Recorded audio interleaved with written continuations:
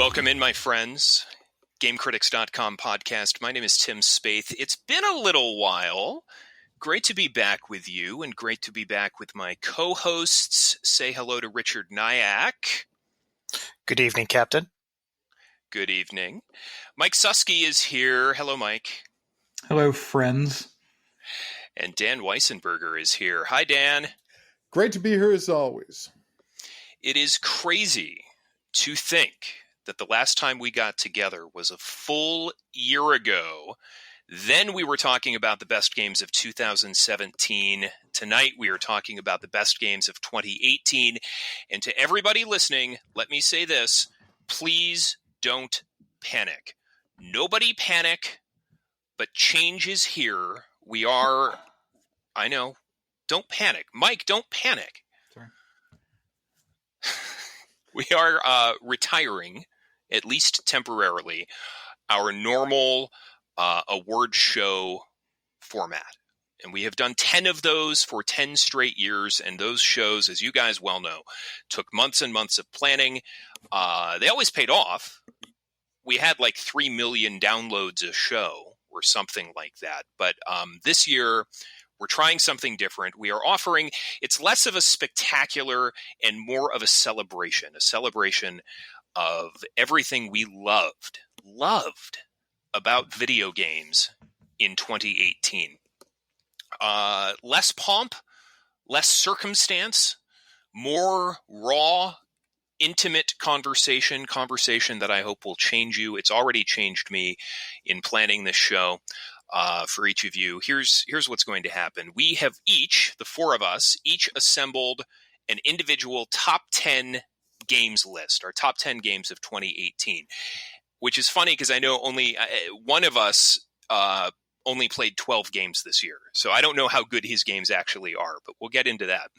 I have assigned a point value to each game. So our number ones all got 10 points. Our number twos got 9 points, all the way down to our number 10 picks, which received 1 point each. I have combined all these together using a form of math called addition. And we are going to go through this combined list of games from the lowest score to the highest score.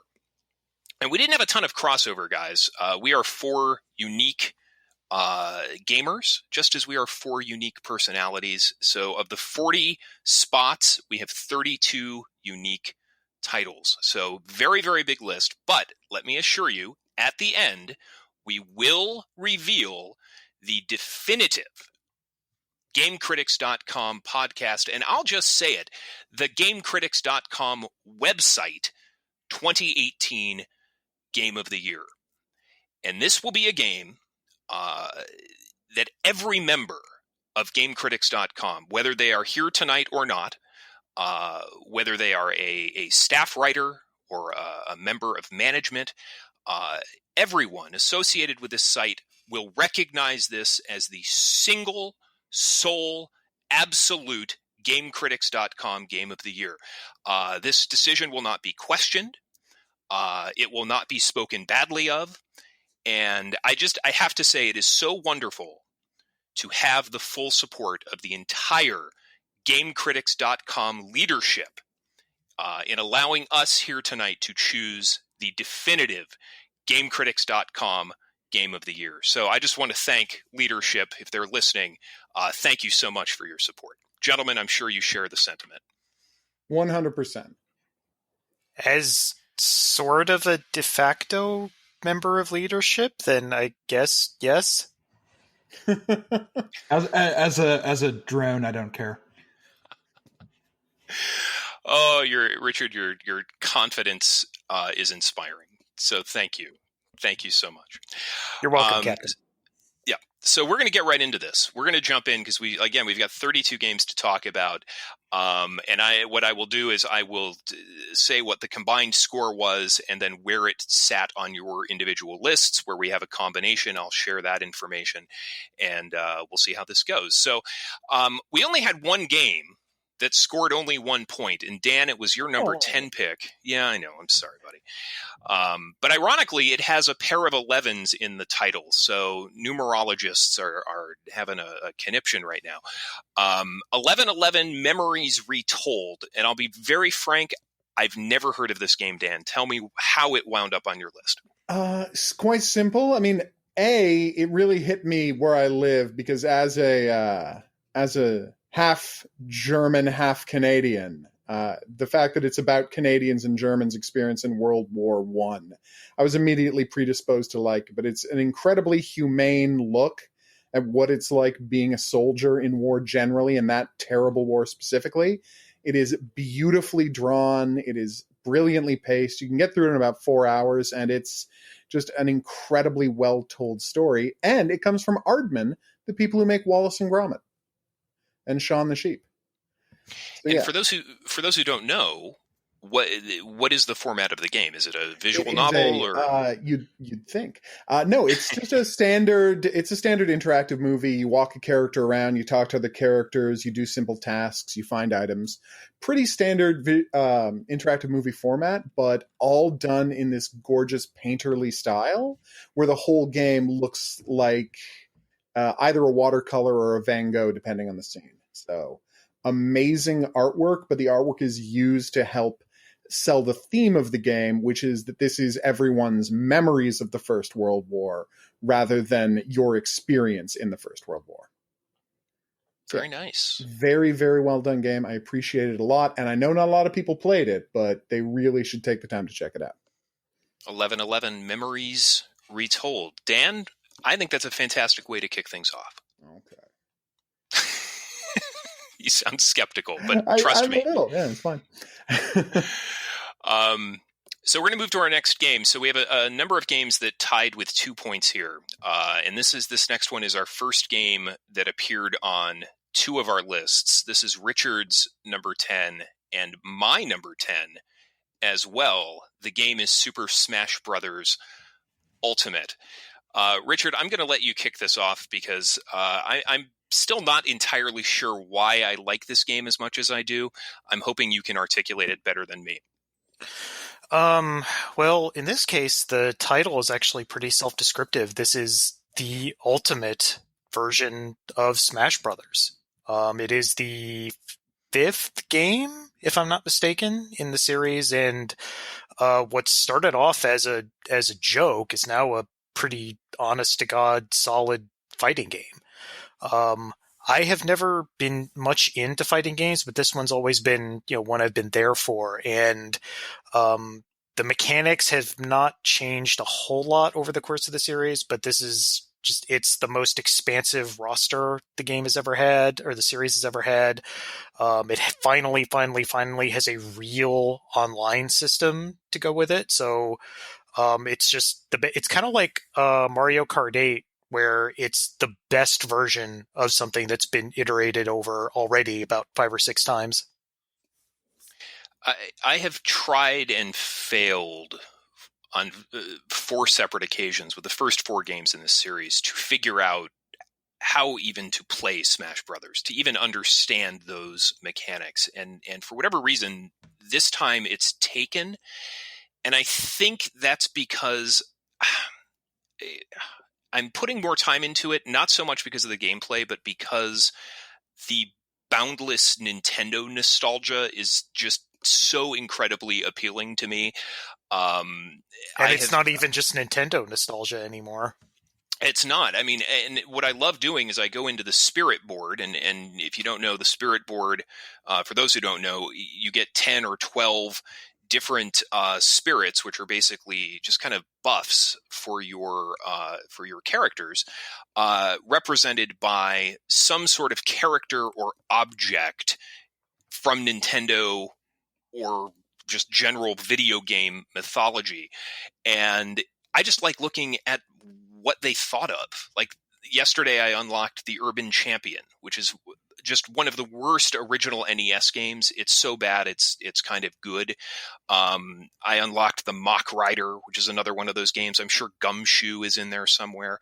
And just going back into the Spirit board and then screwing around with the combat, I keep coming back to it, and the more I play, the better I seem to be getting, at least against the AI. So I'm finally understanding Smash Brothers in a way that I never did previously.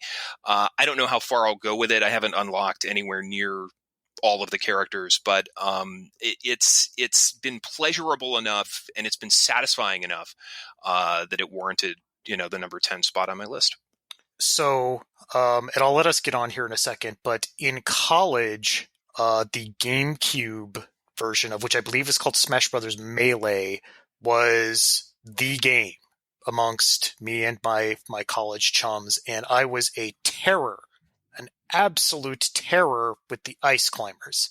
So once you get to that point, I will be happy to meet you on the field of battle, and then we can see what's going on. The only character I'm any good at is Kirby, because that's the one they give you first in the single player mode, and I refuse to get comfortable with anyone else. So it's just I'm maining Kirby, which my daughter tells me is really lame and uncool, but nevertheless, Kirby is the best. He is the best beginner character. There's quite a few good beginner characters, but I would say he is the best. Well, the more I play, the harder it is to pull away from him. So, but yeah, I look forward to playing you online and getting destroyed. You should play my daughter, though. She's finished the single player. She's a master at the game. Having met your daughter and actually watched her play games, I think she would absolutely destroy me. Yep, no doubt. As well it should be. So, Super Smash, number 10 on both of our lists, sir. Mike, we haven't heard from you yet. We're going to skip your number 10 for the moment and go to your number 9, Monster Hunter World, which I understand people really, really dig Monster Hunter World. Oh, so did no one else pick this? That's okay. You were the only one. I was surprised, actually. Yeah. It's weird because this is actually a very popular game on Game Critics, but I guess we're stuck with the three guys who didn't play it. In fact, actually, oddly enough, it was on my list of games to play this year, and I just did not get around to it. I mean, it's a pretty all or nothing game. It's you either don't play it or you play the shit out of it. Yeah, this is. I mean, for one thing, I want to give this game a special shout out because it came out in January, which is what I'm always screaming at AAA publishers to do more of. I realize that they're scared that we're going to forget about it in Game of the Year lists by the time the end of the year rolls around, but you always get that big lull, which this year, unfortunately, is going to be filled by Kingdom Hearts. But yeah, Monster Hunter World, for some reason I went into this, maybe it was just because of the title, I went into this thinking it was going to be like an open world game, like compared to the sectioned off rooms of the original Monster Hunter games. And it wasn't quite that, so it wasn't like the massive leap forward that I was maybe expecting, and that's why it's not higher on this list, but it's just full of so many quality of life additions, just like the fact that you don't have to use paintballs anymore, the fact that you have an unlimited whetstone. It's a very iterative series, but it just gets a little bit better with every entry. And the one thing I will say about it is that, it's a famously inaccessible series. And even though this is actually, I think, Capcom's best-selling game ever at this point, there's still a lot of people who just didn't click with it. And I think one of the things that they should put on the agenda for continuing to make the series better is to make the tutorials a little more thorough so people actually know how to play without consulting online guides and everything. But yeah, the thrill of hunting these giant monsters and really sort of coming into your own with whatever weapon you pick. The fact that you have, I think there are 14 different weapons and each one is a completely different style. It makes it such a cool multiplayer game because you really feel like you're adding something unique to each fight. And just on a personal level, like I said, this game is huge on Game Critics, and I played with a bunch of people, Brad and Chi and Darren, and it was just kind of cool to have that sort of community experience and catch up with those guys. So, yeah. I played this one as well. You played it, didn't you? I did. And I loved it. I think it's the best entry in the series, and I'm glad it's the one that broke out and that everyone got a chance to take a look at. I really loved it. It's just this was a really packed year, or this would have been on my top 10. It's just been a huge year for games. And I just got to say, I was so happy that they finally made a Monster Hunter game that didn't seem like it was kind of pissed at you for wanting to play a Monster Hunter game. Yeah. And that was the big it doesn't thing. waste a lot of time, does it? I No, it wants you to play the game. Relatively speaking. Well, yes, comparatively. It seems like every time there's a Monster Hunter release that it's always announced as the one that will draw in the casual fan. And I don't feel like this is a casual game at all, but is this one genuinely that game? Could somebody like me who has found this an impenetrable series, could somebody like me actually play this game even with this this poor tutorial that you mentioned, Mike? Could it get its hooks into me, do you think? I really don't know, because the main reason that I was able to get into it was because I was already into it and it felt very familiar to me. To be honest, like the only reason I got into Monster Hunter in the first place was I think Monster Hunter 4 was the first one that I got into, and I was writing for a different site at the time, and I volunteered to review it in case we got a review code, and I didn't think we would because Capcom never gave us review codes, but then they did, and I was like, well, shit, I got to learn how to play this game now. So I mean, you can get help, but like I said, it is still a very unwelcoming franchise, and that's one of the things that I think they still need to work on. That end, it's easier. I would say it's easier to learn than any previous one. But if I hadn't played most of the previous ones, I would have been absolutely baffled at what to do when you get to those boss monsters in the game, because they don't explain any of those systems well at all. Yeah, they really don't. And I heard you get married to a cat. Is that right? Pretty much. Okay. And they make you dinner. They're so happy to make you dinner. Whoa. That sounds great. No, they make you dinner. It's like it's the most joyful cooking animation I've ever seen in a video game. They are so happy to make food for you. Sold. All right. Well, thank you, Mike. Dan, we're coming back to you for your number 9 pick, and that is a game called Cold Iron.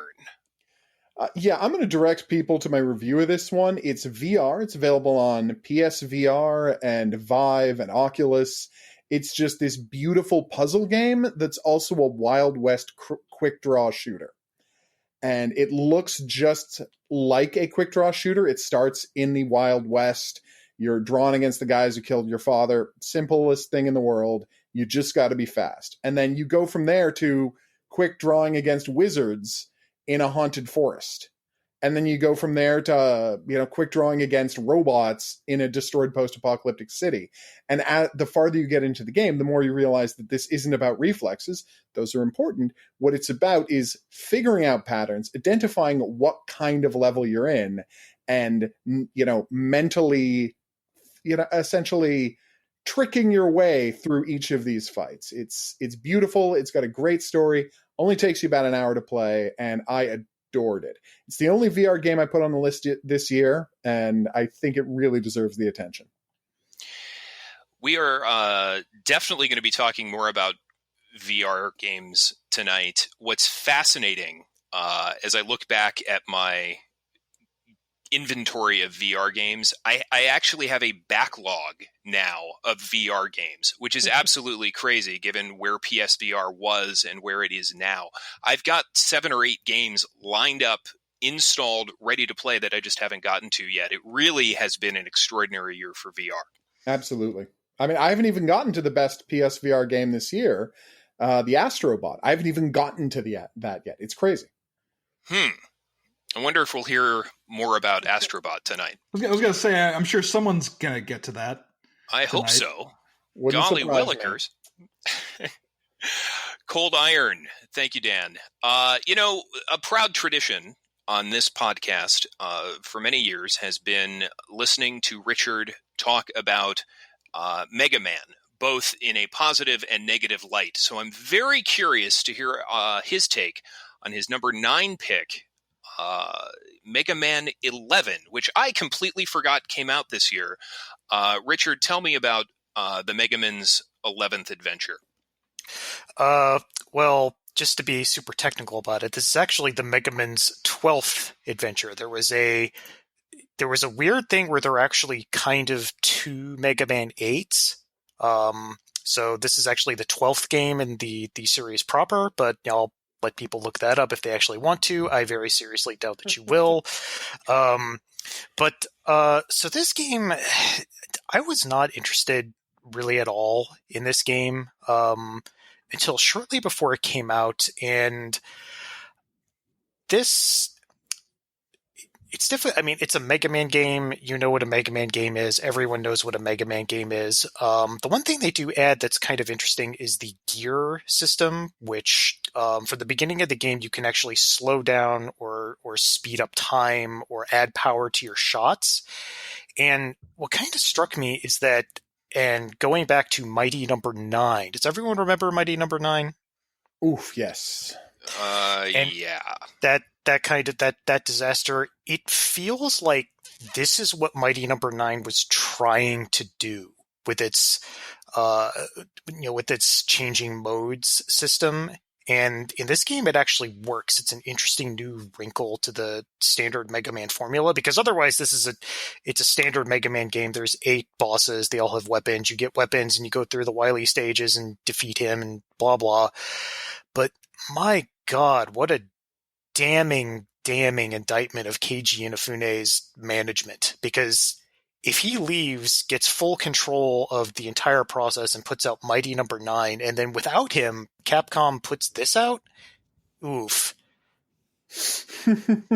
Like that's the most noteworthy thing about it, really, is it just really turns the head on who everyone thought was the Mega Man guy for the longest time, and really was the Mega Man guy in a lot of ways, but like just taking the reins off, or taking all of the reins, and he puts out a complete epic disaster, and then Capcom puts out a pretty solid game in his absence, is just really, really surprising.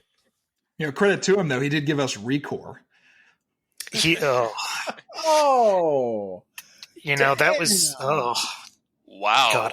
God, so what's interesting about that is wow. Mighty Number 9 and Recore came out the same year, almost at the exact same time. God, that's true. Yeah. Didn't you guys do a whole podcast about how much it sucks? Yes. Very bad year. Yeah. Yeah. Keiji Inafune, I believe on the Game of the Year show that year, my award for it was Keiji Inafune's No Good, Very Bad Year. That's it. Yeah. Oh. Well, hey, it's not every year you get a good Mega Man game, so that's great news. I'm glad you got that, Richard. Oh, it's very good. If you like Mega Man games, I highly recommend it. Awesome. Fantastic.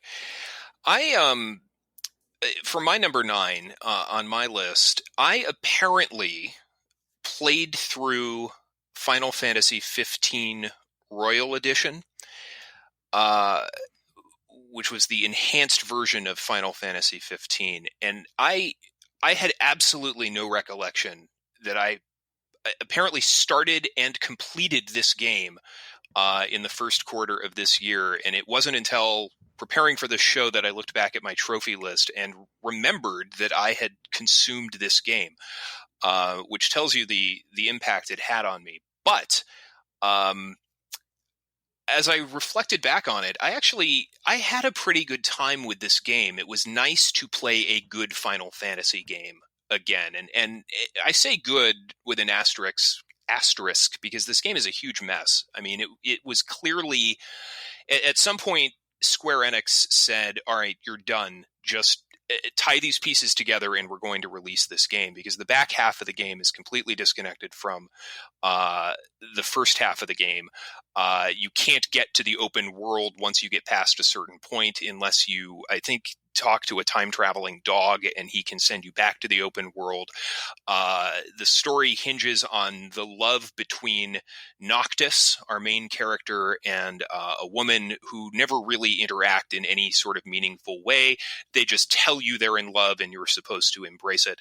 But the world of Final Fantasy 15 was really appealing to me. I enjoyed this sort of techno middle America that you're just on this road trip with your 3 buddies driving through. That piece of it, even though the characters were not great. They were good enough. Driving that convertible across this land and going on these MMO-style quests. I'm an MMO guy. That was very appealing to me. Somehow it kept me engaged until the bitter end. And then I promptly forgot it ever happened.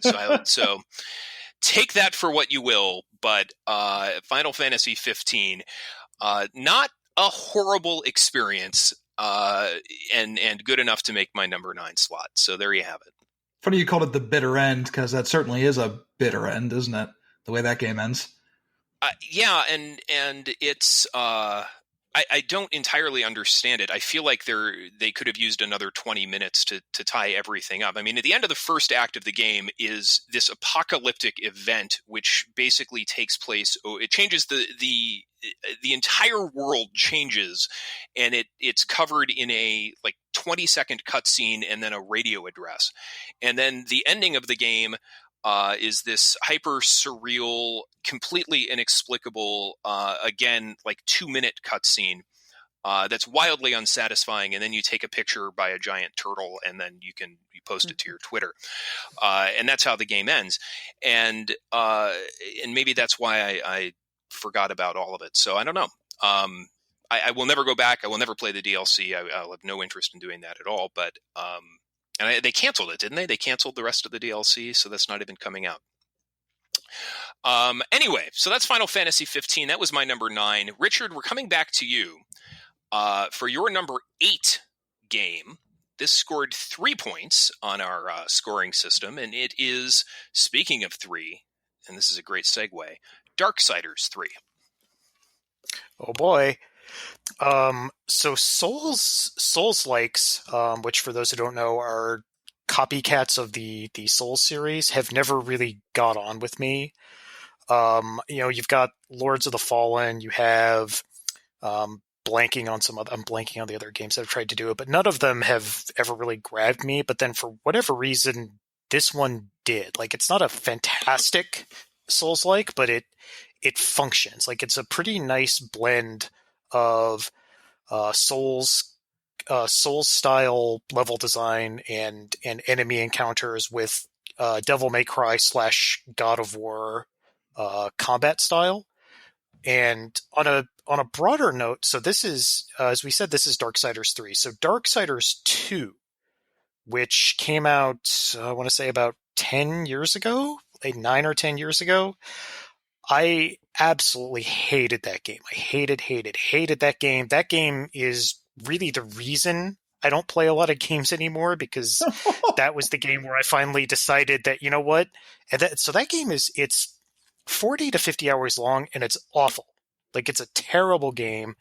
And that was when I decided that, you know what? If I'm not really interested in something, I'm just not spending more than 5 or so hours with it. I'm just not doing it. And that's why I am the person who only played 12 games this year. There's a bunch of different games that I played for 20 minutes or so and then just stopped because I wasn't into it. But then 3, I wanted to give a chance to, because 1, I thought I was never going to get made because THQ exploded. And lo and behold, they put together something that was actually pretty solid. So kudos to Gunfire, which is the remade version of their old studio that was under THQ. Richard, if we were still doing regular podcasts, I think this is a game that would have made a good episode, because I'm playing it right now and I've got opinions on it. And yeah, they don't. Hate it. I know you hate it. But I don't want to get too much into it, because first of all, we got a lot of games to get into, and I don't want to rain on your parade. This is supposed to be a celebration of things we like. So, but yeah. If you actually want to try an interesting, different, that's pretty engaging Souls-like, that goes on sale a lot, check out The Surge. I got into it this year and I really had a good time. Yeah, that one's okay. It's like it's like if Dark Souls was set in a Neil Blomkamp movie. Yeah. That's not a bad That sounds amazing, actually. It's pretty badass. Yeah. Now, we have to take a pause here and explain something to the group. And that is that, Richard, because of the way the math works out here, we are not going to hear from you again for about 12 games. Now, to keep you engaged, Richard, I've prepared a little activity for you that we will come back to periodically. When you hear this sound,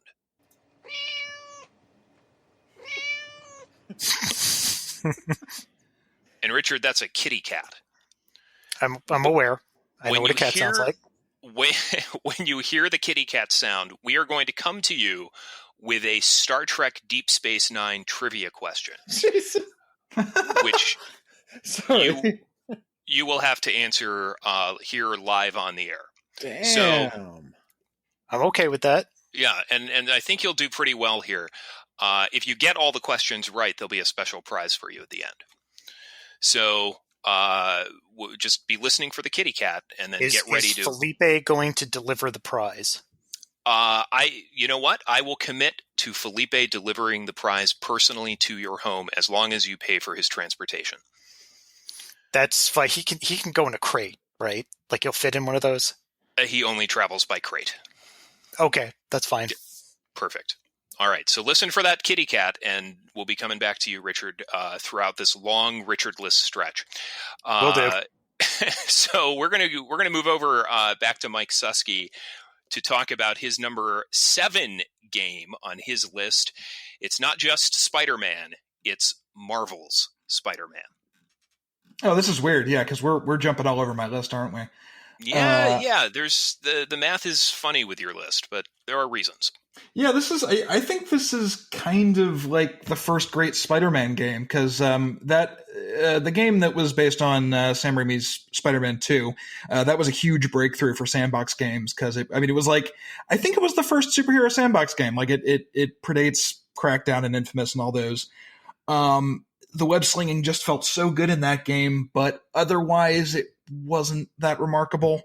It was basically like a really mediocre game that just happened to have an amazing central mechanic behind it.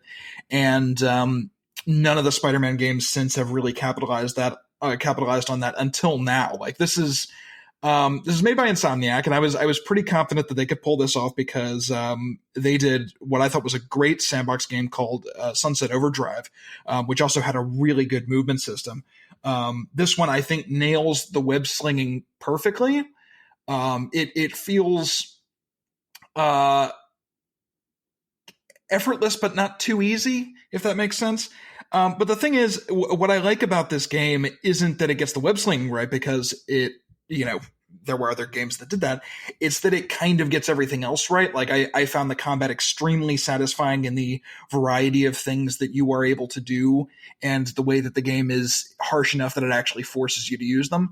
And the story is surprisingly good. Like I went into this just kind of expecting a inconsequential comic book story, and there is a lot of like kind of inherent silliness to some of the villains, but it's got some surprisingly human moments, and it's got an ending that I won't say anything about it, but I think it's maybe the only good AAA ending I've seen this year, one that actually isn't content to just bring everything back to the status quo. So it's looks great, feels good to play. It has a very traditional sandbox structure. Like there's a lot of collecting. There are times when Peter Parker kind of says, I have some time to kill before my next mission, so I better go do some activities. But it feels so good that I think you can kind of get away with that. Like I don't need every sandbox game to just completely reinvent the wheel. As long as what I'm doing is fun enough that I look for excuses to do it, that works. It kind of playing this game kind of felt the same way that playing Batman Arkham Asylum did, where it was like, oh, finally someone made a great Batman game. Well, finally someone made a good Spider-Man game, and this is it. So, Mike, I just want to second what you said about movement systems, and if movement systems are solid enough, you can get away with that kind of sandbox busy work. Because Arkham City, specifically, the grappling hook and glide mechanic that you use to get around, it made all of those tedious video game tasks so much more enjoyable, just because the act of moving around was so much fun. So I totally get that. Yeah, and I think one of the best thing I can say about Spider-Man as a sandbox game, as a movement-based sandbox game, is this game has a fast travel system that I never used because I had so much fun getting around the world that it's like, why would I rob myself of that? It just never got old. It felt amazing. The week this thing came out, I had it pre-ordered. I was desperate to play it. It looked fantastic. The week before it came out, the disk drive on my PS4 died. And I know. And I would thought maybe I should just download it. But I saw that they were doing PS4s. Like, I wanted to get a new PS4 because it's well out of warranty. So I wanted to get a new PS4, and I saw they were doing Spider-Man editions of the PS4, and I'm like, boom, free copy of Spider-Man. So 2 weeks ago, I got myself a copy of Spider-Man. I haven't dug into it yet, but honestly, based on everything I've heard and everything you guys have said, I cannot wait to get started on this thing anymore. Like, so this week, I'm loading up Spider-Man just based on that. Yeah, I've got it. I ordered it, and it actually arrived today. And I haven't played it yet, but that's going to change very soon. Possibly right after this podcast. I don't own Spider-Man, but I did see the Into the Spider-Verse movie, and hey, that's a pretty good motion picture, isn't it? Absolutely. I've not seen it. Better than pretty good. Yeah, it's pretty damn good. All right, Spider-Man. Thank you, Mike. Dan, for your number 7, this was going to be on your top 10 list. It was really just a matter of where it was going to go. EDF 5.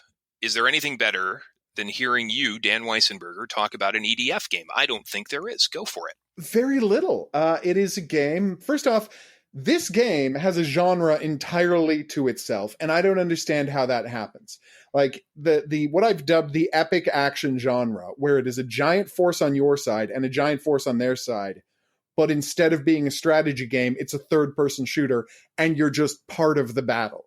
That's an incredible experience. And every now and then, another action game will have like a set-piece fight like that. Like in Halo 3, suddenly there'll be a couple of Scarab tanks, and you'll have some tanks on your side, and there's like 30 guys running around shooting. That's every moment. Like, the highest point of incredible of Halo 3 is every moment of Earth Defense Force. Like, it is a constant, fraught, dangerous battle against an overwhelming force, and you use brutally overpowered weapons to deal with it.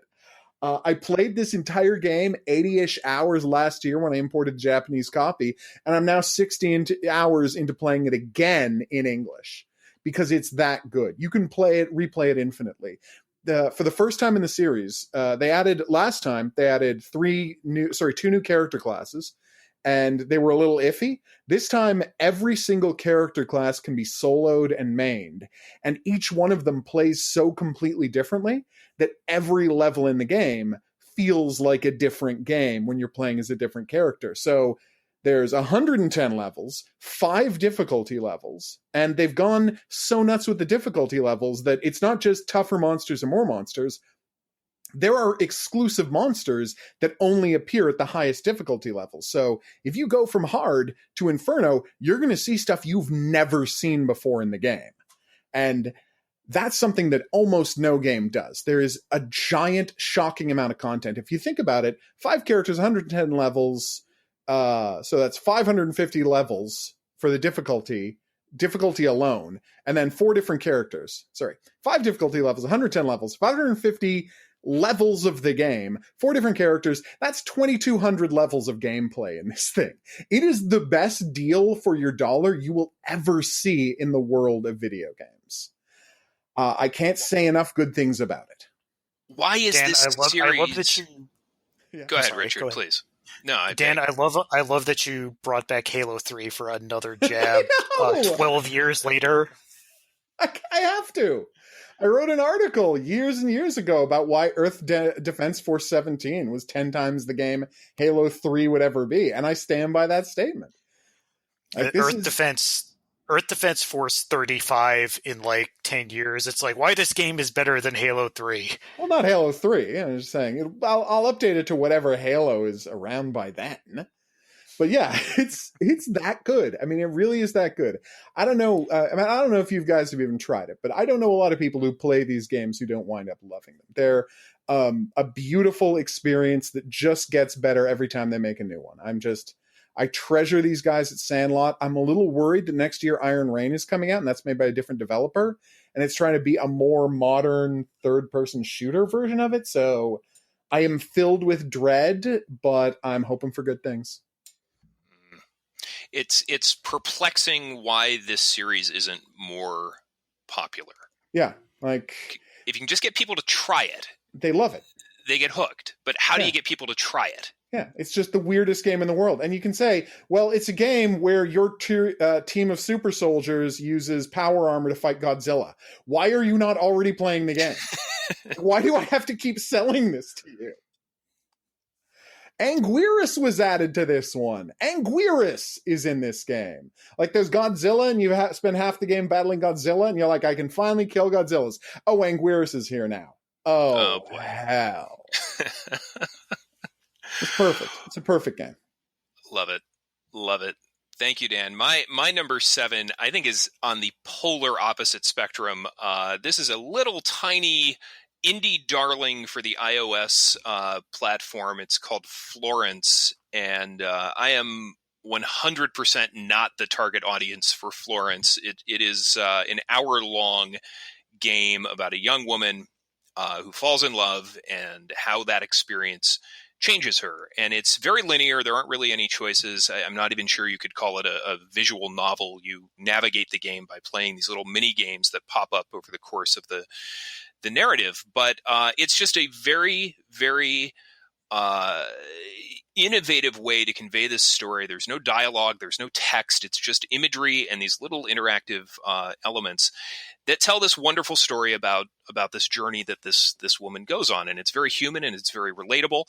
I'm sure the developers were not intending for 40-year-old dude to play this game, but it affected me deeply. I really it took me on a journey, and I said, well, gosh, I think I'll have my daughters try this. So I gave this, my phone to one of my daughters, and I said, try this. She sat down with it and gave me the phone back when she was done. And I said, well, how did you like it? Did you enjoy the journey? And she goes, meh.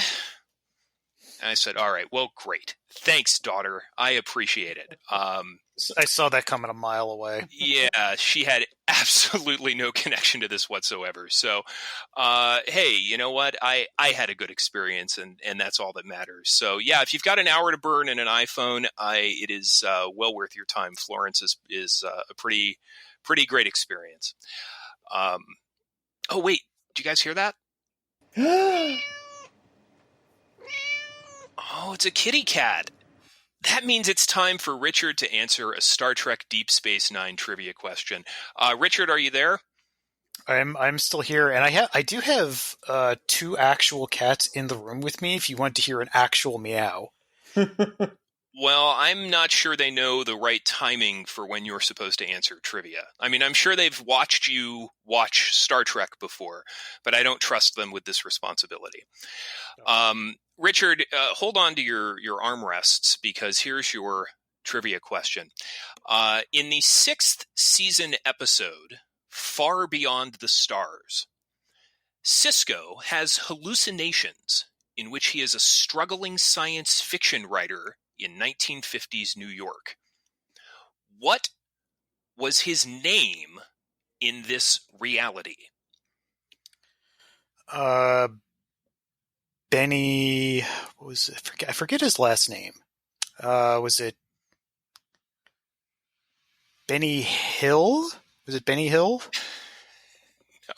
Oh. It was not Benny Hill. I'm so sorry. The answer was it Benny something? Yes, it was Benny something. How you came up with Benny Hill, I don't know. I mean, obviously, the famous British comedian is how he came up with it. Yeah. Yeah, I mean, nobody seriously. Nobody loves Benny Hill more than Richard. I actually have no idea who Benny Hill is. I just pulled that name straight out of my ass. It's why we all know the song Yakety Sax. But anyway. If you saw Benny Hill, you would know Benny Hill. But no, it's Benny Russell, Richard. Benny Russell. That's it. So Not we'll off to a great continue. start. Yeah, Half credit. we will Half see if we can credit that find. have the same first name. If we can find a lesser prize for you, Richard, if you can get the rest of the questions correct, I'll see if I can get something slightly lower quality sent out to you. But I hope you enjoyed that and that you feel a part of the show, even though you haven't had a chance to talk about a game in a while. Can I try a quick question for Richard? Which is so that's kind of interesting. Is that you talk about I haven't talked about a game in a while when I commented on the last 2 games. That's true. Yeah, that's true. Let me try a quick thing. All right, let's try a quick quiz question. Make it up. In the episode, Kira is playing a writer who has to go by her initials, so no one will know that a woman is writing science fiction. What real life writer is that a reference to? Oh God, I know who you're talking about, but I have no idea. I don't know her name. Sad. It was DC Fontana who worked on the original Star Trek. So there you go. I thought you might have that one as yeah. All right. No, I did not. I knew exactly who you were talking about and the writer that she was emulating, but I did not know her name. All right. Damn it. I was trying to help and I just made it worse. Hey guys, I've never watched an episode of Star Trek. How does that make you feel? Like you're missing out. That's interesting because I think earlier years ago, didn't Corey say the same thing? Corey said he'd never watched Star Trek, and then he started watching, and he got completely hooked, if memory serves. Yeah, I believe he just finished up DS9 this year. Wow. So, Mike, there's still hope for you. All right. There's only 740 hours to consume. And I believe all of them are on, well, except for the brand new show, but I believe all of the TV series are on Netflix now. Yeah. Well, I still have so much of my life ahead of me. So. All right. Well, we at long last, it's been a while, but we finally have come to another game that appears on 2 of our lists. This is Mike's number 10 game, and this is my number 8. It is the latest iteration of a popular puzzle game. It's the Tetris effect. And Mike, since I just talked about Florence, I'm going to let you talk about Tetris effect. Well, what was that noise that Dan just made? Do you disapprove? No, I don't see putting it in the top 10, but I mean, it's good, but it's still Tetris. Yeah, it's great. It's so this was made by I got his name here. Hold on, Tetsuya Mizuguchi. I think he was the producer. This is the guy that made Lumines, which got a remaster this year. So he's had a very good year, and it kind of feels really similar in that it is I mean, obviously people know what Tetris is, but Lumines was a falling block puzzle game where the music was dynamically synced to what was happening on screen, and he basically takes that and applies it to Tetris. And I've often said that I think Tetris is like maybe the only perfect video game. And what Tetris Effect does basically is that it just adds a whole bunch of colors and flashing lights and lovely music and stuff. And a lot of people have kind of had the reaction that Dan had where people were like, well, okay, why? I mean, like, I see why this is good, but why are people going nuts about it? It is still just Tetris. And the thing is, I feel like that's kind of all you can do with Tetris to improve upon it. And I just kind of like that, Tetris is like, it's been around for decades. I think it's like the highest selling game of all time or something. Everybody knows what it is. And yet, even after all this time, this year, Tetris was back in the conversation. People were getting enthusiastic about it again.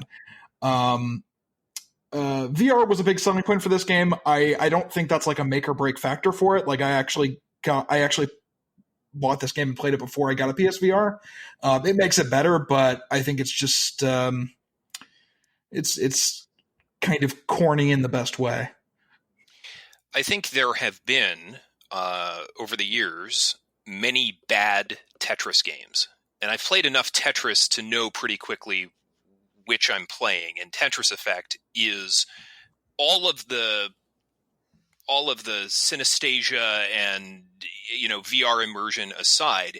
Tetris Effect is a great playing game of Tetris. It plays beautifully, and that is obviously the number one requirement for me to like a Tetris game.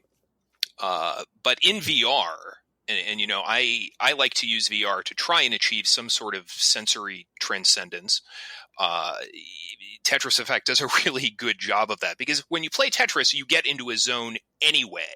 And then when you add the sights and the sounds, the synesthesia, I did find myself having kind of an otherworldly sensory experience from time to time, and it felt really, really good. And so that's why I have it rated so high on my list at number 8.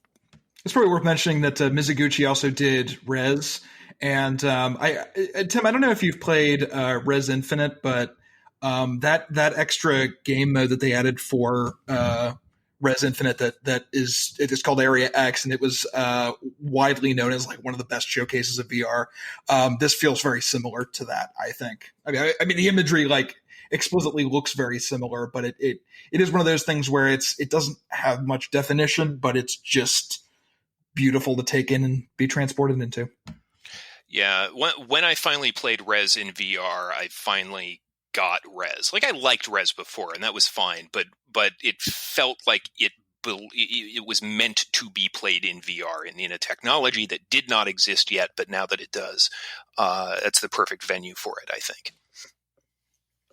So, great to share a game with you, Mike. I wonder if perhaps later we'll share another game on our lists. We'll see. But for now, we're going to go back to Dan and talk about his number 6 game. No shock here to see a Yakuza game, but Dan, which Yakuza game do you have at number 6? Yakuza 6, surprisingly. Oh, numbers. Oh, who could have guessed? As I said in my write-up for this top 10, this was originally number 5, but come on. I swapped it with Kiwami too, because I got to put 6 at 6 just for the sake of numbers, as you say. It's a beautiful end to Kazuma Kiryu's story. I've been open on this show before and everywhere I can about how he is the best main character in any continuing video game series. Like the most fully rounded person across, 7 games now, even if one of them didn't really happen. Yakuza Dead Souls. It's amazing. But yeah, he's a wonderful character. He's fully rounded. I know this man better than I've known any other video game character ever. And he's such an inspiring figure and a tragic figure and a heroic figure. And yes, a deeply flawed figure. And the reason I love this game so much, the reason I think it's the absolute height of the Yakuza series, other than 5, which is just incredible, is that it actually takes him to task in a way that no other series has. Because you can love him uncritically and you can love the series uncritically, but he's a guy who makes a lot of bad choices in his life. And the thing is, he's always, if you go right back to Zero, which just came out on Steam, by the way, so you should buy Zero on Steam if you don't have a PS4 and haven't already played it. Right back to Zero, he is a guy who believes in brotherhood and he believes in honor and he believes in all of the right things, and he makes such stupid decisions because of it. Because he has faith in people, because he tries to do the right thing, he causes so much trouble when there was a smarter way to handle everything, and he always has to come back and beat everybody up. And while I like beating everybody up, it's not always the best thing for the world. And what I loved about the game is finally he gets taken to task for all of the bad decisions he's made. So it really feels like not just the last game about Kazuma Kiryu, it feels like a proper resolution to his story.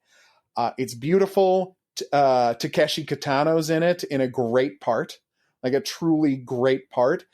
There's a lot of things where stunt casting could hurt a game, but oh my God, he's perfect in there because he brings all of the weight of his decades of making movies about the Yakuza to this one role as a Hiroshima gangster that is just incredible. I'm not going to say that you can enjoy this game if you haven't played the rest of the series, because 100% you can't. Like, this is a game that is a capper to a story, 7 games, 6 other games in the making. So if you don't love Yakuza, you need not apply, but you should love Yakuza. And this will be the capper on the experience. And these games have been re-released recently enough that you can run through the series on modern consoles? Well, what happens is Kiwami is a remake. So start with 0, and you really should start with 0. It is a prequel, but it does. When they did Yakuza Kiwami, they added a bunch of new stuff to follow up on 0 to make Yakuza the original feel like the second chapter in a story. Rather than, so Yakuza 0 no longer feels like a prequel. It now feels like the start of the story. It was a brilliant move on their part. So start with 0, go to Kiwami 2, then 3 isn't out yet in North America. 3, 4, and 5 are out in Japan on the PS4. Right now, they're still only out on the PS3 in North America, but they're probably going to be coming soon. But you can get 3, 4, and 5 on the PS3, and then, of course, 6 is only on the PS4. You know what would make Yakuza better is if you could poke people's pressure points and make their heads instantly explode. That might come up later in the show. Yeah, that's called foreshadowing, what I just did.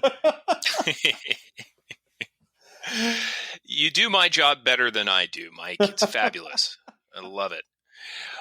Dan, since we have you talking about Yakuza, we can kind of go out of order a bit here. Do you want to talk about Kiwami 2, which you have at number 5 on your list? Yeah, I'll just throw this in. I've already talked a lot about the beauty of the series. It is largely believed that just from a pure storytelling standpoint, like crafting a narrative, that Yakuza 2 was the best Yakuza game ever. And they have completely recreated that experience with modern gameplay. So it gives all of these people who never had a chance to play the game when it was originally on PS2 to really get into it. And yeah, it's more accessible than it's ever been. It's better than it's ever been. The fighting is beautiful. The story is fantastic. It's funny because there's a moment in it where my only response is, I can't believe what a great job they've done. I have famously been skeptical about the importance of graphical improvements, but there's so many things that you can tell without needing realistic facial animations. But this game actually showed that there is a key to understanding two characters' relationships. I'm not going to spoil it for you because I want people to see and enjoy this game for themselves. But there is a scene where Kiryu, who is as stone-faced a person as you'll ever see, when he sees what someone is doing, they could do a close-up on his face, and you can see the character almost start to smile and then suppress it. And it's just like the hint of a curl at the edge of his lips. Right? And that's all you need to understand the relationship the two characters had.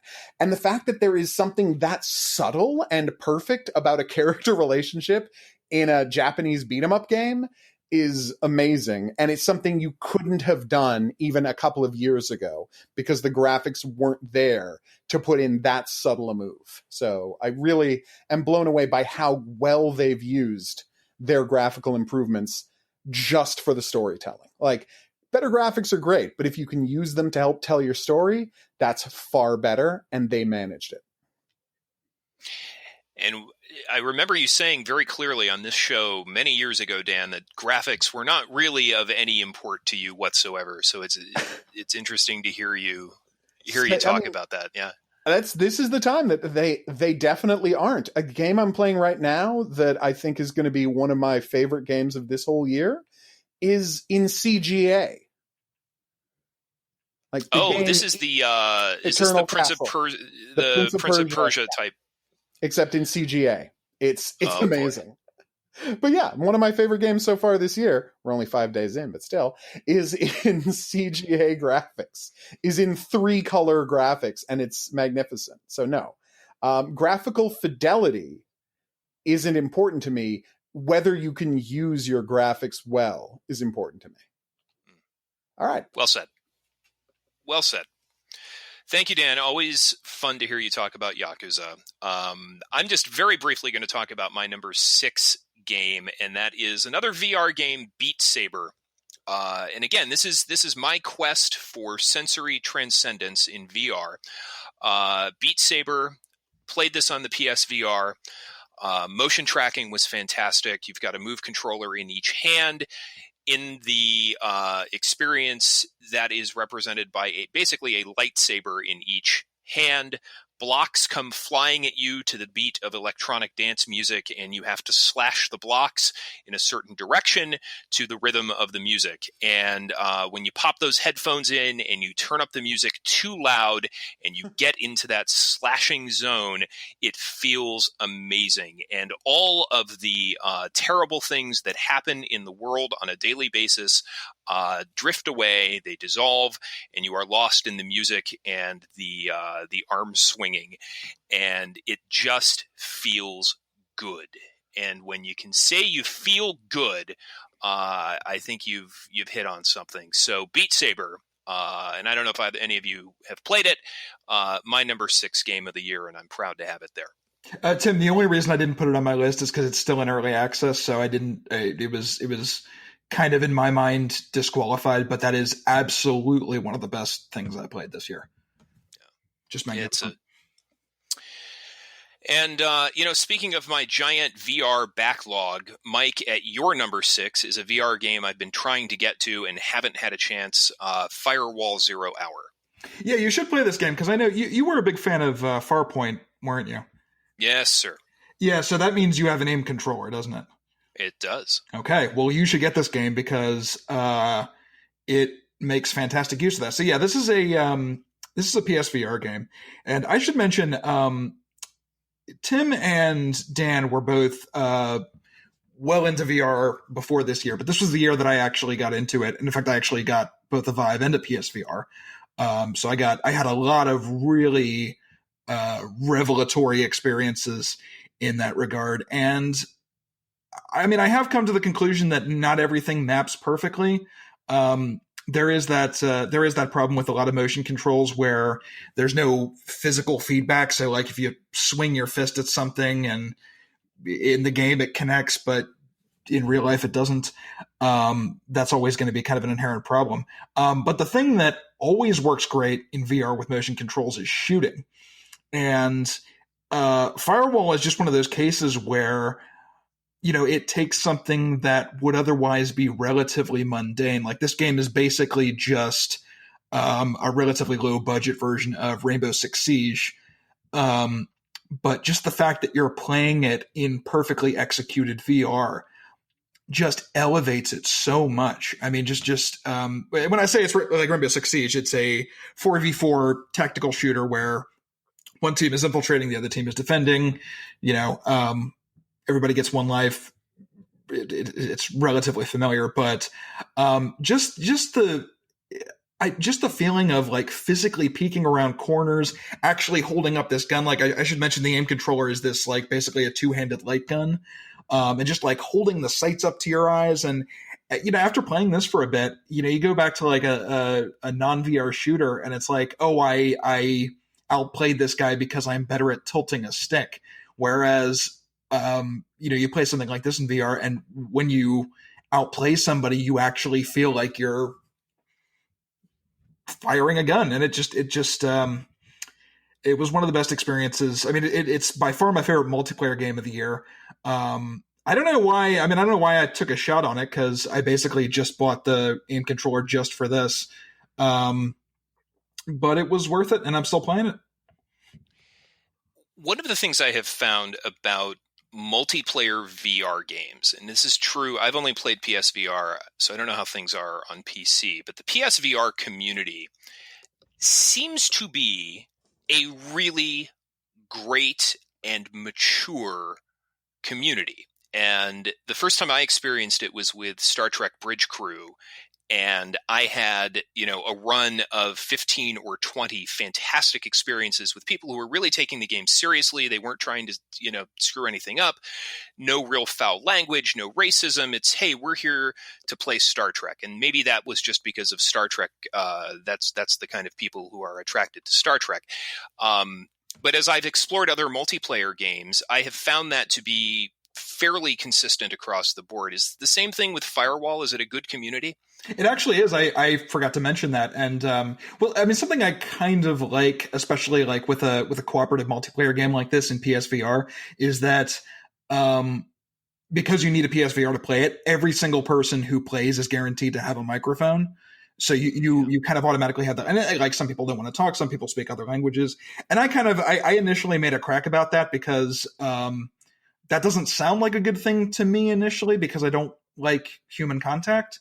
But because the community in this game is so good, and also like there's a decent number of people playing this game too. Like considering you need like 2 pretty niche pieces of hardware to take advantage of it. You can play this game apparently with a normal controller. I don't know how it would work, and I don't think anybody does.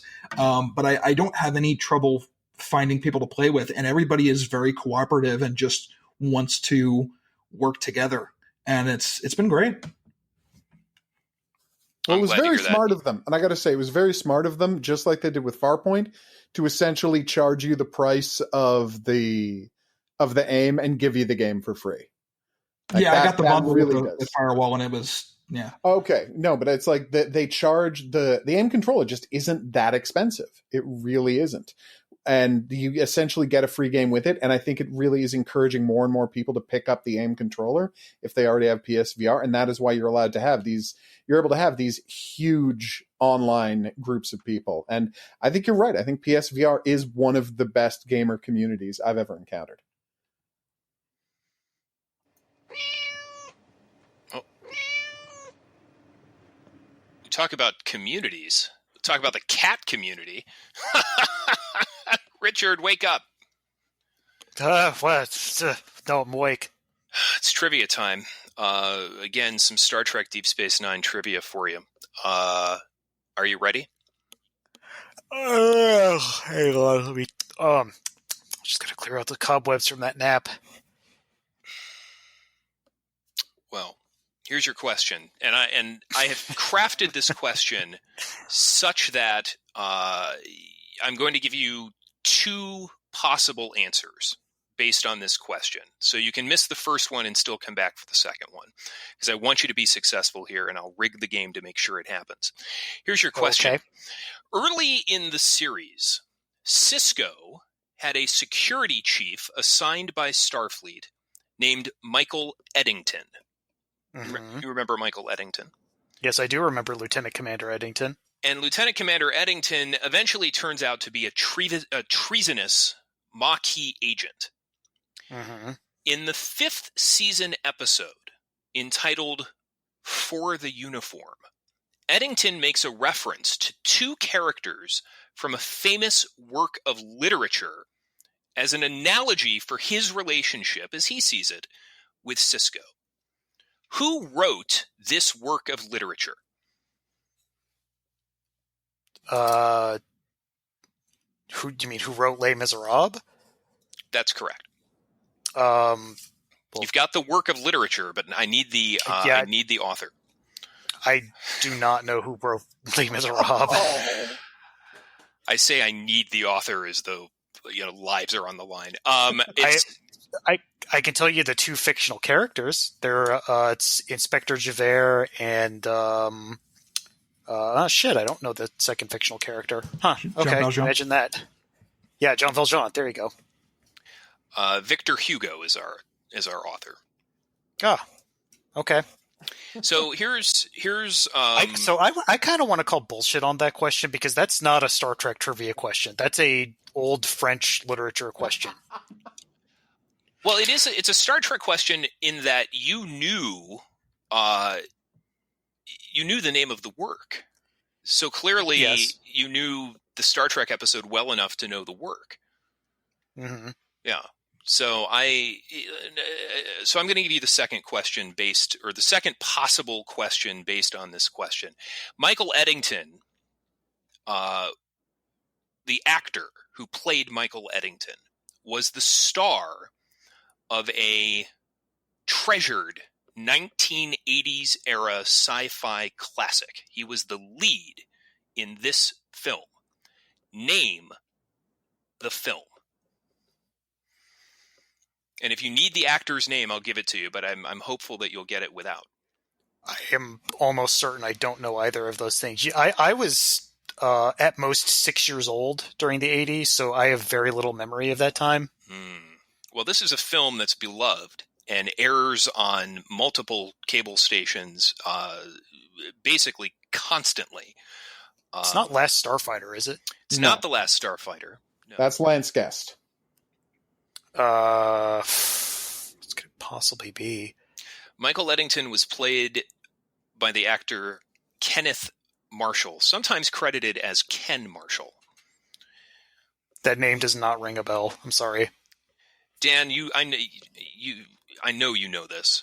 I wish I did. I mean, I'd say something like Flight of the Navigator, but I got nothing. What is it? Last Starfighter is a good guess because I think it's these came out very close to each other. The movie is Krull. Of Krull. course. Yeah. Oh, I have never heard of Krull. It's one of the best movies ever made, and one of Liam Neeson's first appearances on film. Yeah. Yeah, Krull is the one with the. I had no idea it was the same guy. It is. Once you know it's the same guy, you can see it very clearly. Totally. Yeah. But it's I watched all of Deep Space Nine and had no idea. It is an amazing fantasy movie about fantasy people fighting aliens using the glaive, an awesome remote control throwing star. With a James Horner score that sounds like every other James Horner score. And that's not a bad thing. They're badass thing. scores. Yeah, they're badass scores, but they all do sound the same. You're completely right. It's immediately recognizable as a James Horner score. All right, so we are nearly halfway through our list. We're going to do one more game before we take a break. We're going to go to Mike Susky's number 5 pick. And I believe it is the first game tonight. No, it's the second game tonight with a colon in the title. It's Far Lone Sails. Far Lone Sails. This is kind of a late entry for me. I just played this, and it is a game about... it is a small indie game. It is a dark and moody, zero dialogue, mostly monochrome indie game where you pilot a giant land sailboat across a post-apocalyptic world, and you grow a very strong connection with this boat. And I avoided this for most of the year because it looks kind of generically like sort of dreary and kind of pretentious. And it's actually not at all. It has a relatively simple story. I mean, there are kind of like hints at the grander world, but for the most part, it is just a story about this character, character that we know basically nothing about, and this big, magnificent-looking steampunk boat that takes them for a few hours across a barren landscape. And the big draw of the game is, it's kind of a side-scrolling platformer where you get a cross-section of the boat and you basically have to just row around hitting buttons. Like you don't pilot it directly, but you have to know when to hit the brakes. You have to vent steam. You have to keep refilling fuel. And, bad things keep happening to the boat and you have to sort of get it through tough situations and repair it when necessary. And it's just... I don't know. It's weird to talk about because I had this weird emotional attachment to this vehicle, even though it's not even really a character, but it's just kind of this, you scratch my back, I'll scratch yours sort of relationship where the boat takes care of you and you take care of it. And it's only a few hours long. I played through it in one sitting. Like I said, it's not terribly pretentious. Like some people were saying, I've heard some people say that the ending is really ambiguous, and I didn't think it was. I thought it had a very nice and very conclusive ending. Again, no dialogue, but it doesn't really need it. It has a mood that is surprisingly optimistic. And it looks great. I mean, the whole reason that this game came to my attention in the first place was because I was, back around the time it came out, I was just browsing the Steam, like the newest releases page on Steam, and the visual design of this boat just looks towering and magnificent. And just a really, really strong little indie game that I think not a lot of people played, but it is coming to consoles this year, I think. So I hope people check it out. I want to back Mike up on this one. This was my second favorite indie of the year. after Cold Iron and 1111 pushed this off my top list. It was my number 10 space for a while. It is beautiful. You really get into the journey. Controls like a dream. The puzzles are, not easy to solve, but very well designed within the world. And I can't say enough about how great this game's ending is. You were totally right to single out how amazing this game's final act is. Wow. In particular, the way that the game uses really subtle sound cues to tell a lot. Yeah. To just communicate a lot, like partly with that ending, but there are a couple other cases where like you just hear something and it just says so much more than dialogue would, I think. Oh no, absolutely. And it's really is one of those games where it makes me more aware, since we started at Game Critics talking about how do things play for people who are hard of hearing. You really notice games like this where sound design is vitally important to the experience, and people who don't hear the game are not going to have the same kind of experience with the game because there are no subtitling for the subtle moments that this game's sound design offers. That did occur to me, and it is kind of a shame, but you know. It's still a great game, though. Oh, it's terrific. Would you say that 1111 made it your 11? Oh, wow. I mean, it did, but wow! If only there was some kind of a sound effect to hit that. Well, I know Tim has a soundboard, doesn't he? There we go.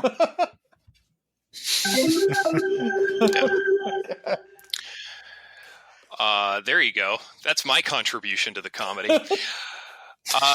With that, we are 16 games down. We've got 16 to go. You will find out what occupies the very tops of our lists when we come back from this short break. Stick with us. More Game Critics after this.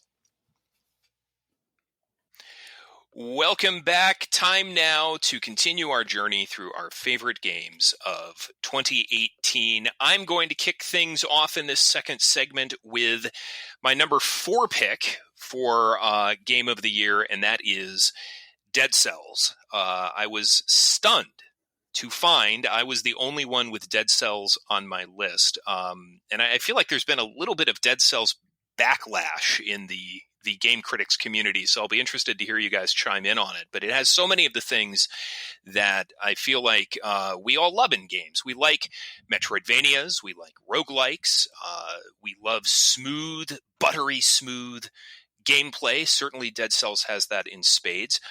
We like loot, we like upgrades, all the things we like in games that Dead Cells executes so well. It was just, I was enamored with it. There's a period kind of in the middle of Dead Cells where progress slows a bit to a crawl, but I think once you get over that hump and you start accumulating power and you finally get that really, really good run in, it just feels fabulous and you feel like you've really accomplished something. So guys, did you play Dead Cells and am I missing something? Is this actually a terrible game? I played it, and it's very clearly a good game. The problem that I had with it was I enjoyed it at first, but it really did feel like a grind after a while. And part of it is the fact that you get that full reset, so you really are just playing the same stuff over and over again. Like you compare it to something like Rogue Legacy, which is kind of structured in spokes. So like once you finish the boss of an area, you never have to go back to that area. And I kind of felt like I was retreading a lot of the same territory, and I didn't actually wind up finishing the game. So I put in about 2.5 hours. I really do enjoy the gameplay. I think it is like magnificently great gameplay, but I don't know. 2 things got me. One, I found that first boss to be so unbelievably cheap. It took me forever to figure out the trick to beating him. And I'm like, after 6 losses to him, even when I finally beat him, I'm like, I just don't care anymore, guys. He's so cheap. And you have to beat him on every single run, too. Like that's where, like, if the bosses stayed dead, that would be one thing. Yeah. Or if it was faster like Spelunky, so you just zip through the thing if you want to. So that got me. And honestly, this is going to sound weird, but I found the game too depressing to keep playing. It's a very bleak world, that game. It is. It's hard for me to want to keep spending time in that world. It's colorful, but it's really bleak. And it's not like there's some story or promise of a happy ending to come. It's just a very, very upsetting place to spend your time. And I guess I wasn't in the headspace to enjoy it. I agree that it's technically brilliant, but between being super depressing and me hating that first boss fight, I did fall away from it. And I should get back to it at some point, but it's not making me want to. Yeah, and my understanding is the developers are revamping a significant portion of that game. I'm not sure in what capacity, but there's basically a 2.0 version coming in 2019 that's going to change the experience. So maybe I will definitely show up for that one. Yeah. Yeah, I have heard that they're adjusting the difficulty, so it may well be that my criticisms will eventually be outdated. I would love to return and get back into it because I mean, like the combat feels great. It's a beautiful game. It's a good game. It's just it didn't blow me away like it did a lot of people this year. Fair enough. Dan, let's move over to you and your number 4 game, and I'm going to let you pronounce this one because I don't want to mess it up. My number 4 game is Girls und Panzer Dream Tank Match. Yeah, I couldn't do that. Yeah, that's totally fine. This one is kind of weird. I'm just going to tell the brief story because it's not like I reviewed this for the site or anything. I was on Play Asia. If people are not, I don't know if people are familiar with Play Asia, the place you get import games from Hong Kong. A very convenient place to get import game discs. So I was there to pre-order Fist of the North Star because, that's the thing I care most about in the world. And right on the front page was this giant ad for schoolgirls driving tanks. And I'm like, okay, sure, schoolgirls driving tanks. Why are schoolgirls driving tanks? I don't know. I'm interested to find out. And sight unseen, knowing nothing about it, I decided to pick it up because I like tank games, especially arcadey tank games, which they don't so much make anymore. Like you don't get a lot of those these days, which I think is weird.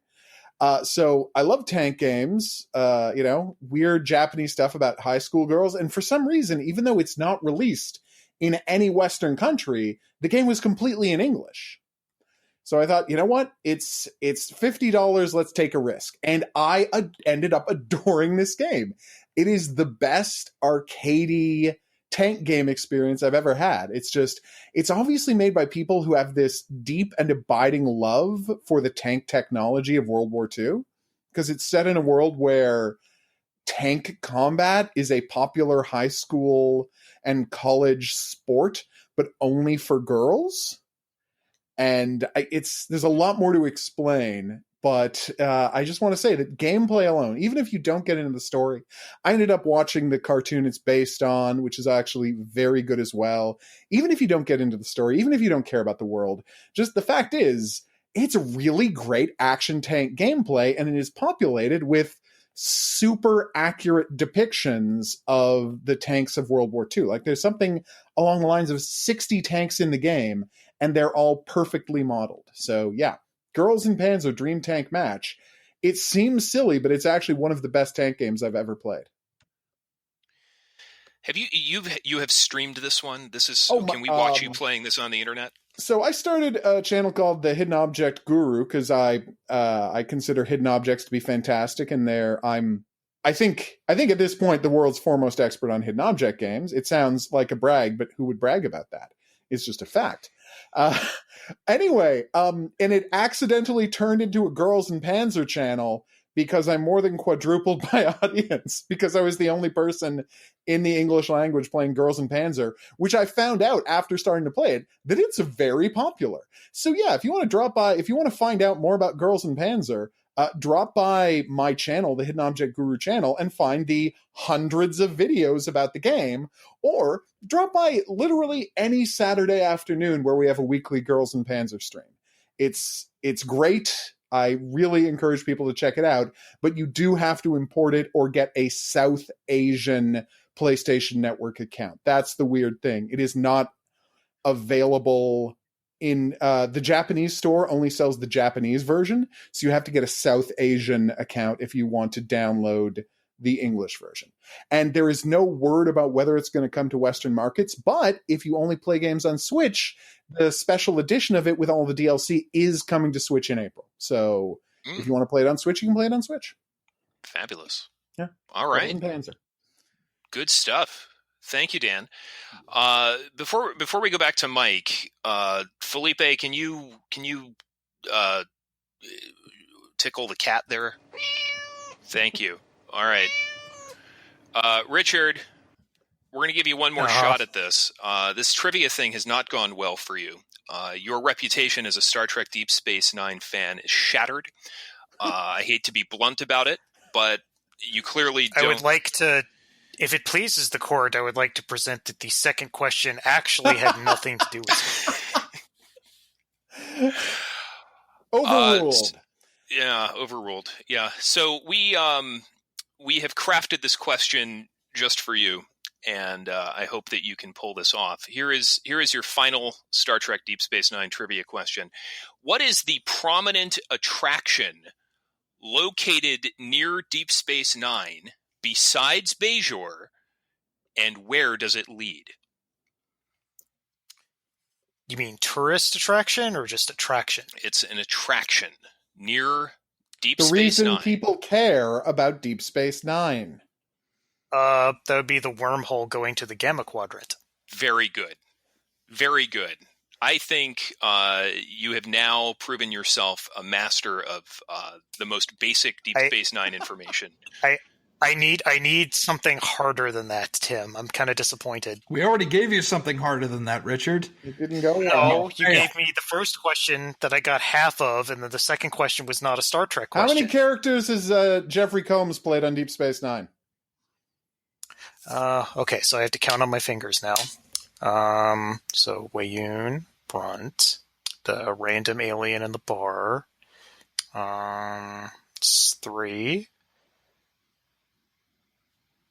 Are we counting the number of Weyouns, or just like Weyoun as one entity? No, you only have to say one. Okay. Weyoun. Okay. I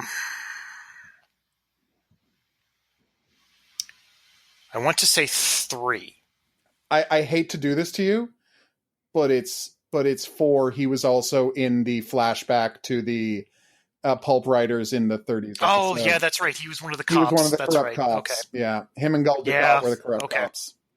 Yeah, okay. I really thought I did get them. You got the random alien in the bar who wanted to buy I got a pornographic. The most obscure. Yeah, he wanted to buy a pornographic video of Kira. It was a very upsetting cameo.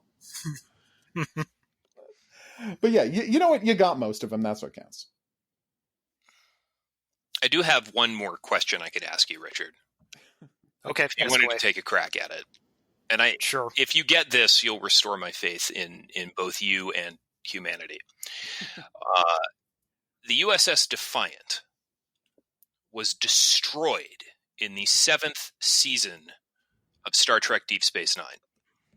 Uh-huh. In the episode called The Dogs of War, Sisko was given command of another starship and was allowed to change its name to Defiant. What was the original name of this starship that would become the second Defiant? That would be the USS Sao Paulo. There you go. Boom. There you go. Well played. And I should say, not the second Defiant in all of Star Trek, but the second Defiant in Star Trek Deep Space Nine. No, because the Defiant was a ship from the original. Yeah. Exactly. Yeah. All right. Well, Richard, we're going to hear from you in just a second to talk about your number 3 game. But before we do that, we're going to talk about pinball with Mike Susky and his number 4 game, Yoku's Island Express. Hey, quick question, Tim. Is my number 8 really high on somebody else's list? We're getting there. Okay, I was going to say, because I thought we just skipped over that one. Yeah, no, right. Yoku's Island Express. This is a pinball Metroidvania starring a little dung beetle who's tied to a ball, and you get around the titular island by using these pinball flippers that are all over the place. So here's why I like this game. I mean, first of all, I like Metroidvanias, and this is a very good Metroidvania, but I'm actually not a pinball fan. by and large. I find it really stressful, where things are just, I mean, I know I recognize that I'm bad at pinball, but I think things happen too fast with too little control on my part. And what I love about Yoku's Island Express is that it is so relaxing. It is a game that is almost entirely about exploration, and you have to do some pretty ridiculous like pinball maneuvers in this game, but the penalty for screwing up is almost nothing. So you get to appreciate the mechanics of pinball without dealing with the stress that I've always had. There's basically no combat in the game. There are a couple of bosses that are very cool, but it is otherwise just a game about exploring this beautiful, delightful island. Yeah, I mean, it is basically what it sounds like from that description. But a pinball Metroidvania is one of those things that kind of sounds ridiculous, but then once you play it, it's like, how did nobody think of this before? Just a terrific little game. I bought this and on the same day as I bought another game that we're going to be talking about in a little bit, and I love pinball. I went to a pinball museum about 4 weeks ago, and I grew up with pinball machines in my basement. So anything related to pinball, I am all over, and I will eventually get to this game. But I was really pleased to see it so high on your list, especially given you're not a pinball enthusiast, and yet here's something that you embraced. So I'm really, really excited to get to it. I just haven't had the opportunity yet. Yeah, I mean, the big reason I liked it was because it got me into something that I'd never really gotten into before. So it's very clever in that sense. Very clever. Very nice. So, Richard. Yes. Come back. It's time to talk about video games on our video game podcast. Oh, no more kitties? No more kitties. Well, maybe the kitty will come back. We'll see. Your number 3 game is one that takes place underwater. Subnautica. Yes, that's correct. So this is a underwater survival crafting game, which I hate crafting in video games. I can count on one finger the amount of times that I think crafting has actually added something to video games. Is that and a middle lo and finger? behold, it is actually this game. Oh, So the way, I'm sorry. Okay. So this game, you are part of a crew on a spaceship that crash lands on this alien world that is mostly ocean. And you have to scavenge and build various things to survive. And you have to build various things like shelter, water purifiers, all manner of things. And the crafting is actually, I think because it's the focus of the game, it actually becomes very, very interesting. It's a very neat concept for a game. And the ocean physics actually look beautiful and alien, things you would expect to find on an alien ocean. So it's a very interesting and unique experience. Richard, I've played a little bit of this, and it's a very good game. I have one incidental and extremely petty complaint with it, which is that I've been playing it in VR, and one of the things about like Vive in particular is that it gets really hot really quickly, and it's extremely punishing to get hot and play while you're playing a game that is set in the ocean. It makes you want to jump in the ocean. And see, I guess that's another good reason I can't do VR. So there you go. Thank you, Richard. And now we come there. So there's a proud tradition on our Game of the Year shows, is that eventually we come to a point where I start talking about games that make people embarrassed for me. And we're now entering that part of the show. So brace yourselves and get your cringe hats on. But I am proud. I am very, very proud to say that I love Assassin's Creed. I love it. It is I would argue perhaps my favorite game series of all time. I find it to be the ultimate comfort food. I am never more relaxed than when I am walking up to someone for the 10,000th time and pressing the square button to stab them in the back. And Assassin's Creed Odyssey came out this year. It is my number 3 pick. And I have to tell you why this game is so special to me. And Richard knows this, and you guys may be aware, but I got married about a month ago. And my fiance at the time, I was playing this game in front of her, and she became somewhat enamored by it and entranced by it.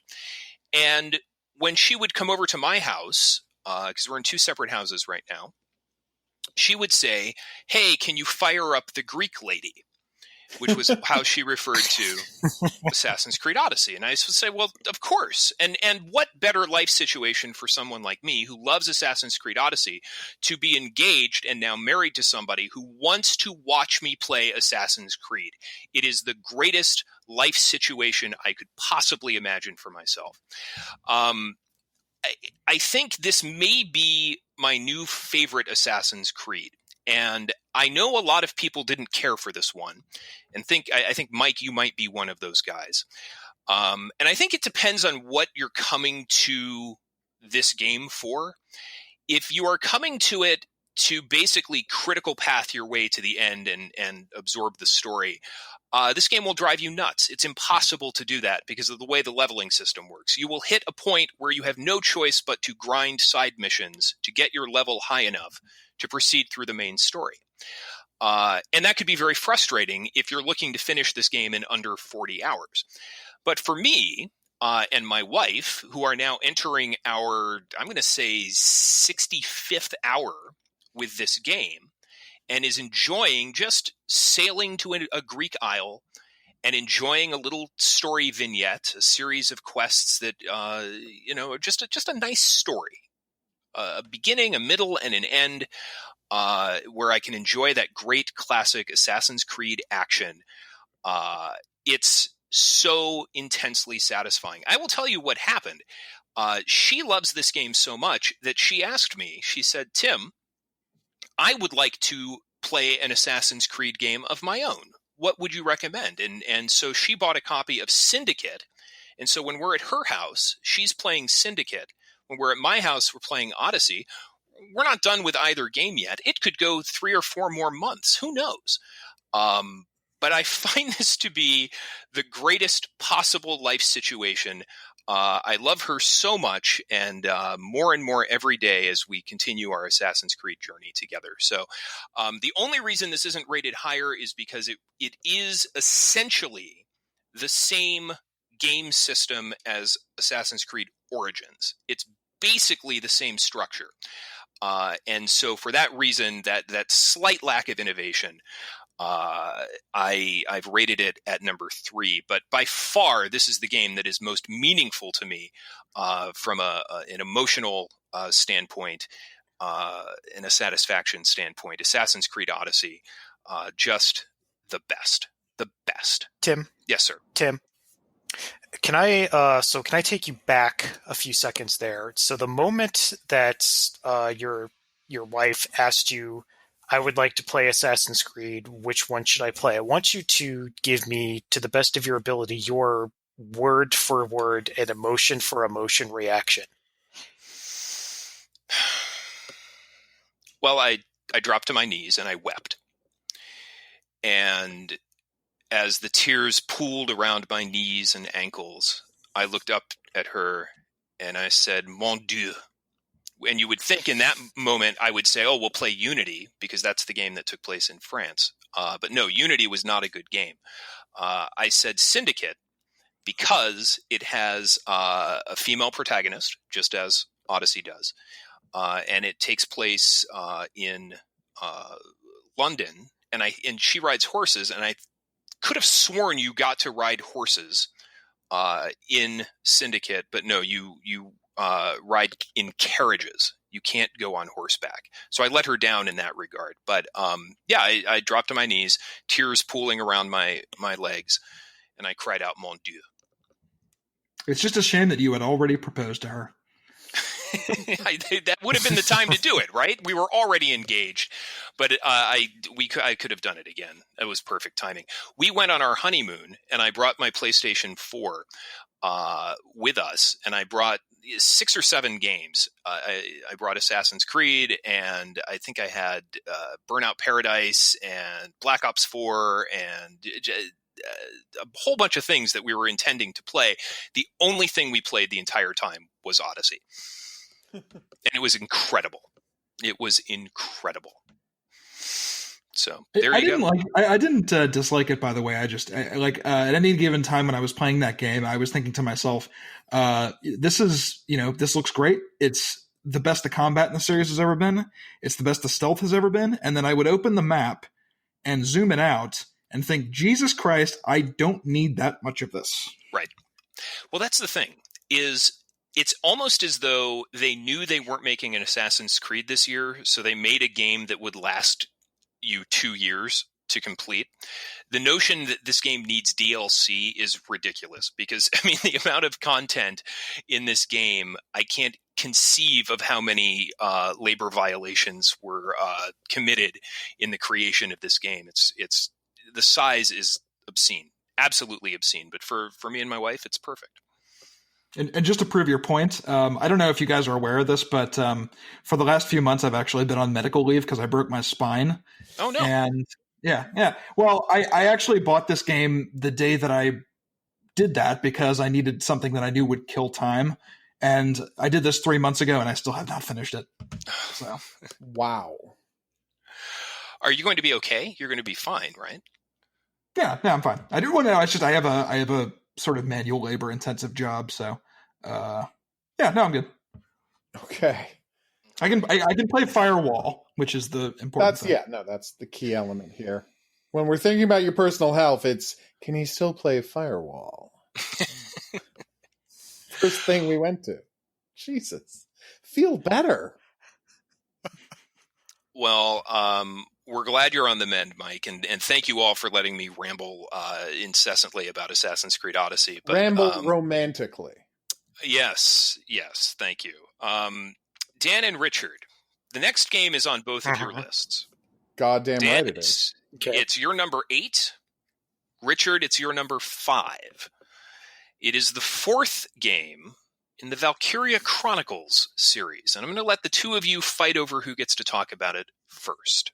Well, I'm not the one who missed 12 games in a row. So Valkyria Chronicles. So I played the original Valkyria Chronicles way back on PS3. I think that was 2010, if I'm remembering correctly. And so since then, the series has been taking a weird turn. Like it's the next 2 and 3 only came out on the PSP, which I do not own. I have no interest in owning one, or not the PSP, the PS Vita. And I do not own one of those. I don't really have any interest in owning one of those. So I completely missed out on this series that I had started out a fan of and then just kind of forgot about until they announced that Valkyria Chronicles 4 was coming to the Switch. And I have a Switch. I like the Switch. I want to like Valkyria Chronicles again. I played this, and it's mostly the same. The menu system is not as awful as it was in the original game, but everything else feels more or less like it did. Story's a little bit weaker, but other than that, it's the kind of that same blend of real-time combat and strategy that was really, really unique at that time, and it feels just as good now as it did then. So it's good stuff. Okay. For me, a very similar experience. Years and years and years ago, I was talking to somebody about how much I liked Ring of Red. I don't know if anybody's ever played that. It's a mech game. It's a a turn-based strategy mech game. But the weird part is, in addition to turn-based strategy, you actually aim your weapons manually whenever you shoot. And I'm like, that's a wonderful feature. Why didn't more games do that? And somebody says, oh, you should play Valkyria Chronicles because it has that exact same kind of system. And I did, and I loved it. And then just like Richard, the game just went away. Like they never released another one. And I'm like, am I ever going to get to see this thing again? And then I played Valkyria Revolution, which had a good story, but was not a great game. And it was a full action version of it. And I wanted to like it more than I actually liked it. It was way too repetitive and so grindy. I mean, you literally had to play the same missions 20 or 30 times to grind your way until you were strong enough to do the next story mission. And I was playing on easy. Like, I don't know what their balance was with that game. It was terrible. So I was very happy that 4 was coming out, and they said 4 was going back to 1. And I got it, and I don't actually agree with Richard that the story is weaker. I mean, I think that I would say that the characters, especially your main crew, are better characters in the first one. But the story in this one, which is a really long metaphor about nuclear weapons, I found very, very resonant. Like, I really liked their take on the danger and the immorality of nuclear weapons and even nuclear weapons research. One of the characters is specifically haunted by their participation in the game version of the Manhattan Project. I thought it was very well done. I thought it really resonated with me. And I don't know if it's a better story overall, but I didn't really find it to be weak. So yeah, I really recommend that. Wasn't the first game, and again, this was like 9 years ago, so my memory might be a little fuzzy, but wasn't a main focus of the first game story a metaphor for nuclear weapons the as well? Valkyrie in the first one does factor in here because of the scientific research stuff. I think it's more explicit this time, and I think it hits harder this time. But you are right that those themes did come up in the first one as well. Okay. Very good. Valkyria Chronicles 4. And I should mention, folks, we are now in the home stretch. These are our 9-point games. Now, we have 4 9-point games. Valkyria Chronicles was the first. We're going to stick with Richard for the second. This is your number 2 game of the year, West of Loathing. Okay, so West of Loathing is... So, funnily enough, I actually started playing this at the exact same so it's a Western-themed indie RPG, and funnily enough, I was playing this at the same time I was playing Red Dead Redemption 2. So some of the Western stuff kind of got confused in my head. Like, I would associate some of the songs in West of Loathing with Red Dead Redemption 2, and then I always get disappointed when I loaded up Red Dead Redemption 2, and then that soundtrack wasn't playing. But that's an extremely petty complaint. But so several years ago, when we were talking about Tales from the Borderlands, does anyone remember Tales from the Borderlands? Oh, very much so, yes. So we were talking about how it's very, very rare for a game that is attempting to be funny to be actually funny. Usually when games are funny, it's unintentional, like it's so bad it's funny, or it's so dumb it's funny. Something like like Metal Gear style, incredibly serious conversations about silly things that just makes it hilarious, even though it's not really trying to be. Whereas it's a game that it tries to be funny, and it actually stays funny consistently. It's not like haha rolling on the floor laughing funny, but it's like consistently witty writing over the course of this very simple and charming RPG that's it's a decent chunk of time spent with it, but it also never really overstays its welcome. It's just a very well put together package, and I find most indie RPGs kind of I bounce off of after about an hour or two because their initial hook doesn't really pan out, whereas in this one it does. It's a really great game. I like how we were going into this sort of poking at Richard for how few games he played in 2018, and now one of his games of the year came out in 2017. Did this come out? I thought this came out this year. Did you play it on Switch? Yes, I did. Okay, well, I'll give it to you then, because the Switch port came out this year. It was on Steam. Oh, seriously, it didn't. I didn't even know it came out last year. Huh. I mean, Brad gave Warframe his game of the year last year, so And that game is 8 years old. Yeah. Play by your own rules, man.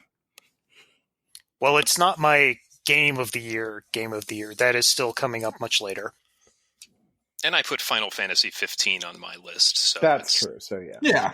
It's all good. We're much looser in our old age. At least one of me was good about this.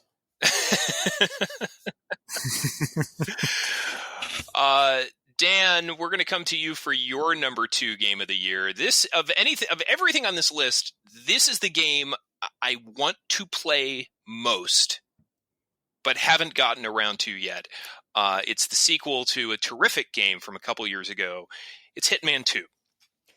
Yeah, Hitman 2. And I mean, I don't care what happens in the rest of this show. Hitman 2 is, I just think, technically speaking, the best game that came out this year. I think it is perfect. You haven't played Astrobot, though, to be fair. I haven't played Astrobot. I'm not going to deny that.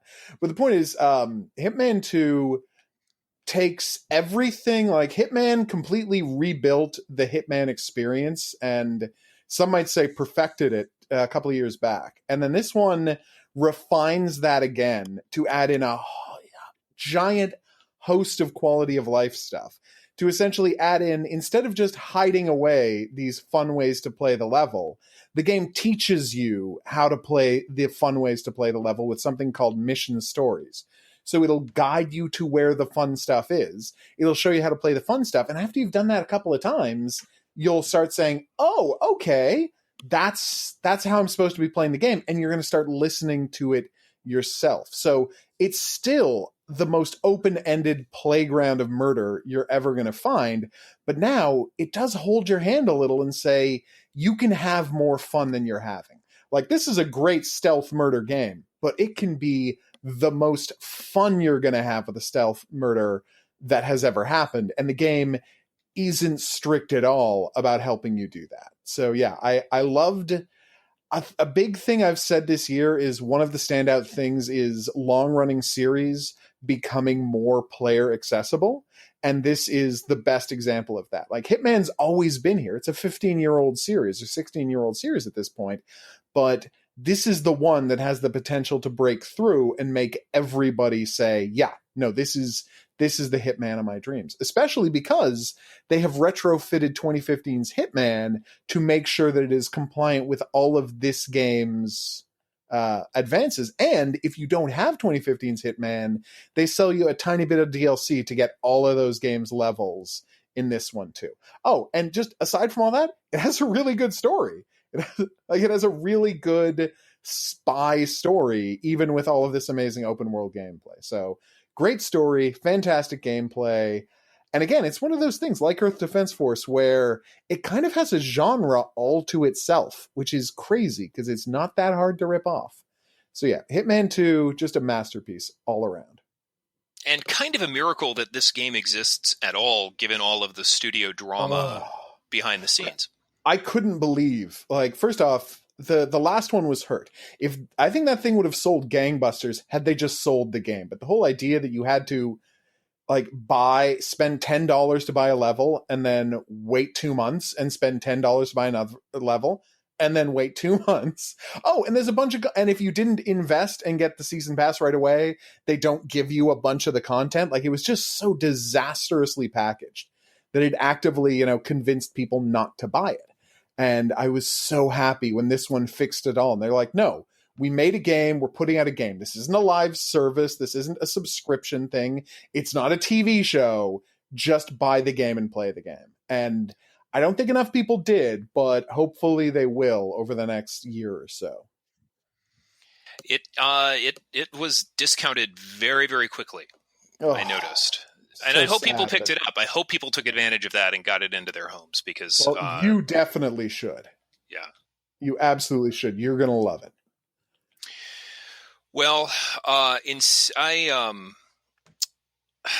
for my number 2, which is tied with Dan's number 2 and Richard's number 2, and Mike, we'll get to your number 2 at some point here soon. It's God of War. And I know you're cringing because here's Tim picking one of the big shiny AAA games as his second favorite game of the year. I don't know that God of War is the best at anything. It might be the best at taking ideas from other games and squishing them all together into its own thing. But in terms of just raw production values, and I love when games look amazing and I love when they sound amazing. And we are in, especially this year between Assassin's Creed and Hitman and all these amazing looking games. God of War is the best looking of all these games, I think. Just AAA excess is something that I guess I appreciate here. This game reminded me a great deal of the 2013 Tomb Raider, which was my favorite game of that year. And something about that game really clicked for me. And God of War just structurally and even a bit in the combat, feels a great deal like that game. The things that were heavily promoted about God of War, the fact that it all takes place in a single take, fine. Doesn't really add much to the game. It's a neat trick, but it didn't, it wasn't something that was hugely exciting for me. The dad-son drama, I think, is pretty contrived. There are only so many times that Kratos could reach for his son's back and then not touch it before it becomes very redundant. But I will say that the moment, roughly, I don't know, a third, maybe halfway through the game, where Kratos goes and gets the thing, I loved it. I guess predictable as that moment was, I was so excited when he went and got the thing, and then you got to screw around with the thing. I don't want to spoil it, but and maybe I just did. I would love to spoil it because everybody was giving me shit about because I didn't mention that. They were saying I didn't finish the game. But go ahead. Well, Spoiler, I mean, why would you mention it? It's an incredible moment. It's handled so beautifully because until that point, you think, well, gosh, I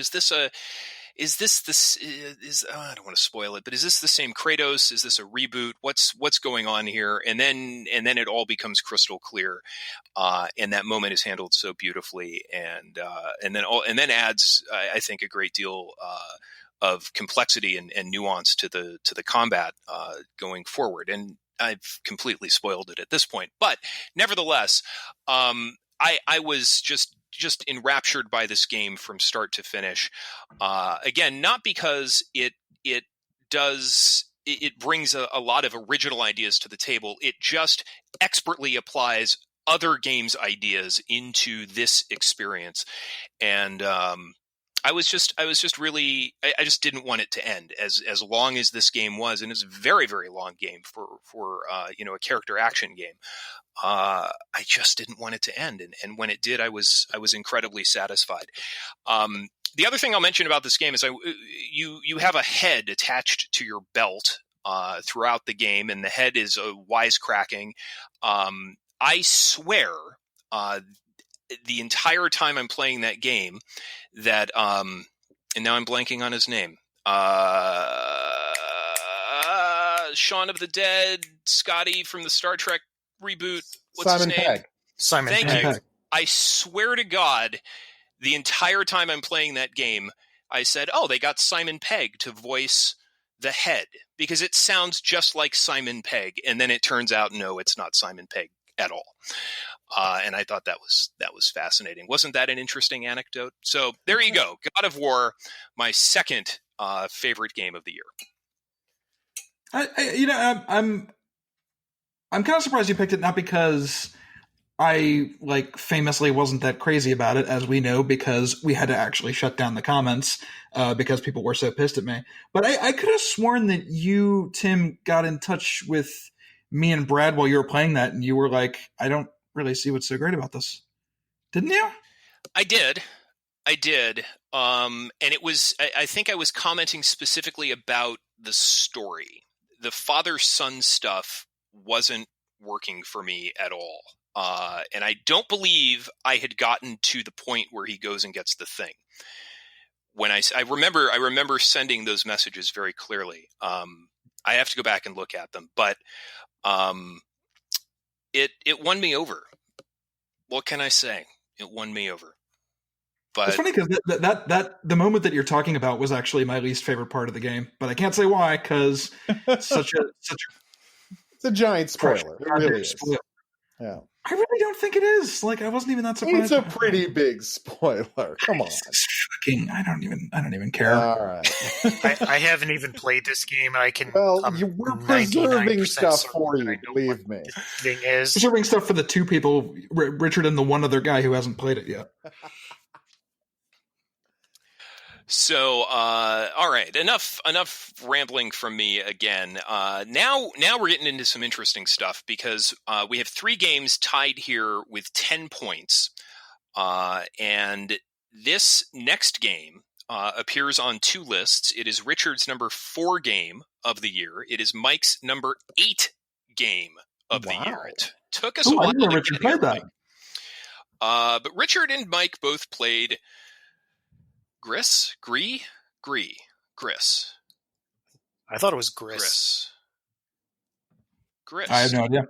It's not important. That's the least important thing about this conversation. So, Mike, we haven't heard from you in a little while. Tell us why Gris placed number 8 on your list.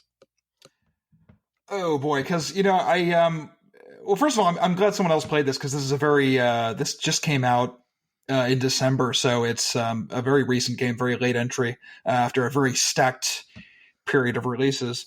I played this, and my first thought was, I'm so glad I didn't agree to review this because it is very difficult to describe.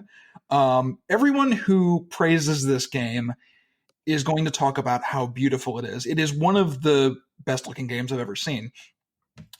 And a lot of people who are kind of skeptical of artsy-fartsy indie games are saying, is that all there is to the game? And here's the thing. In a weird way, yes. Like, it's this game doesn't really have much of a story, as far as I could tell, unless there was some sort of subtext that I was missing. It's basically just about this girl who loses her voice and goes to restore colors to her world, and that's basically it. There's not really much of like a single persistent, interesting mechanic that ties everything together. It really is just about not just the audio-visual presentation, but the way it kind of makes you feel and has an effect on the way the game plays. And I guess the best way I could describe it is, like I said, this world that you're in is initially basically just black and white, and you're kind of restoring one color at a time. And each time you restore a color, it sort of adds this new sort of a vague element, like a sort of a vague property to the world, and makes it feel gradually more thriving and gives it more dimension. Like when you restore red, that sort of introduces a lot of like peril into the world. When you introduce green, suddenly there's a lot of life springing up and stuff.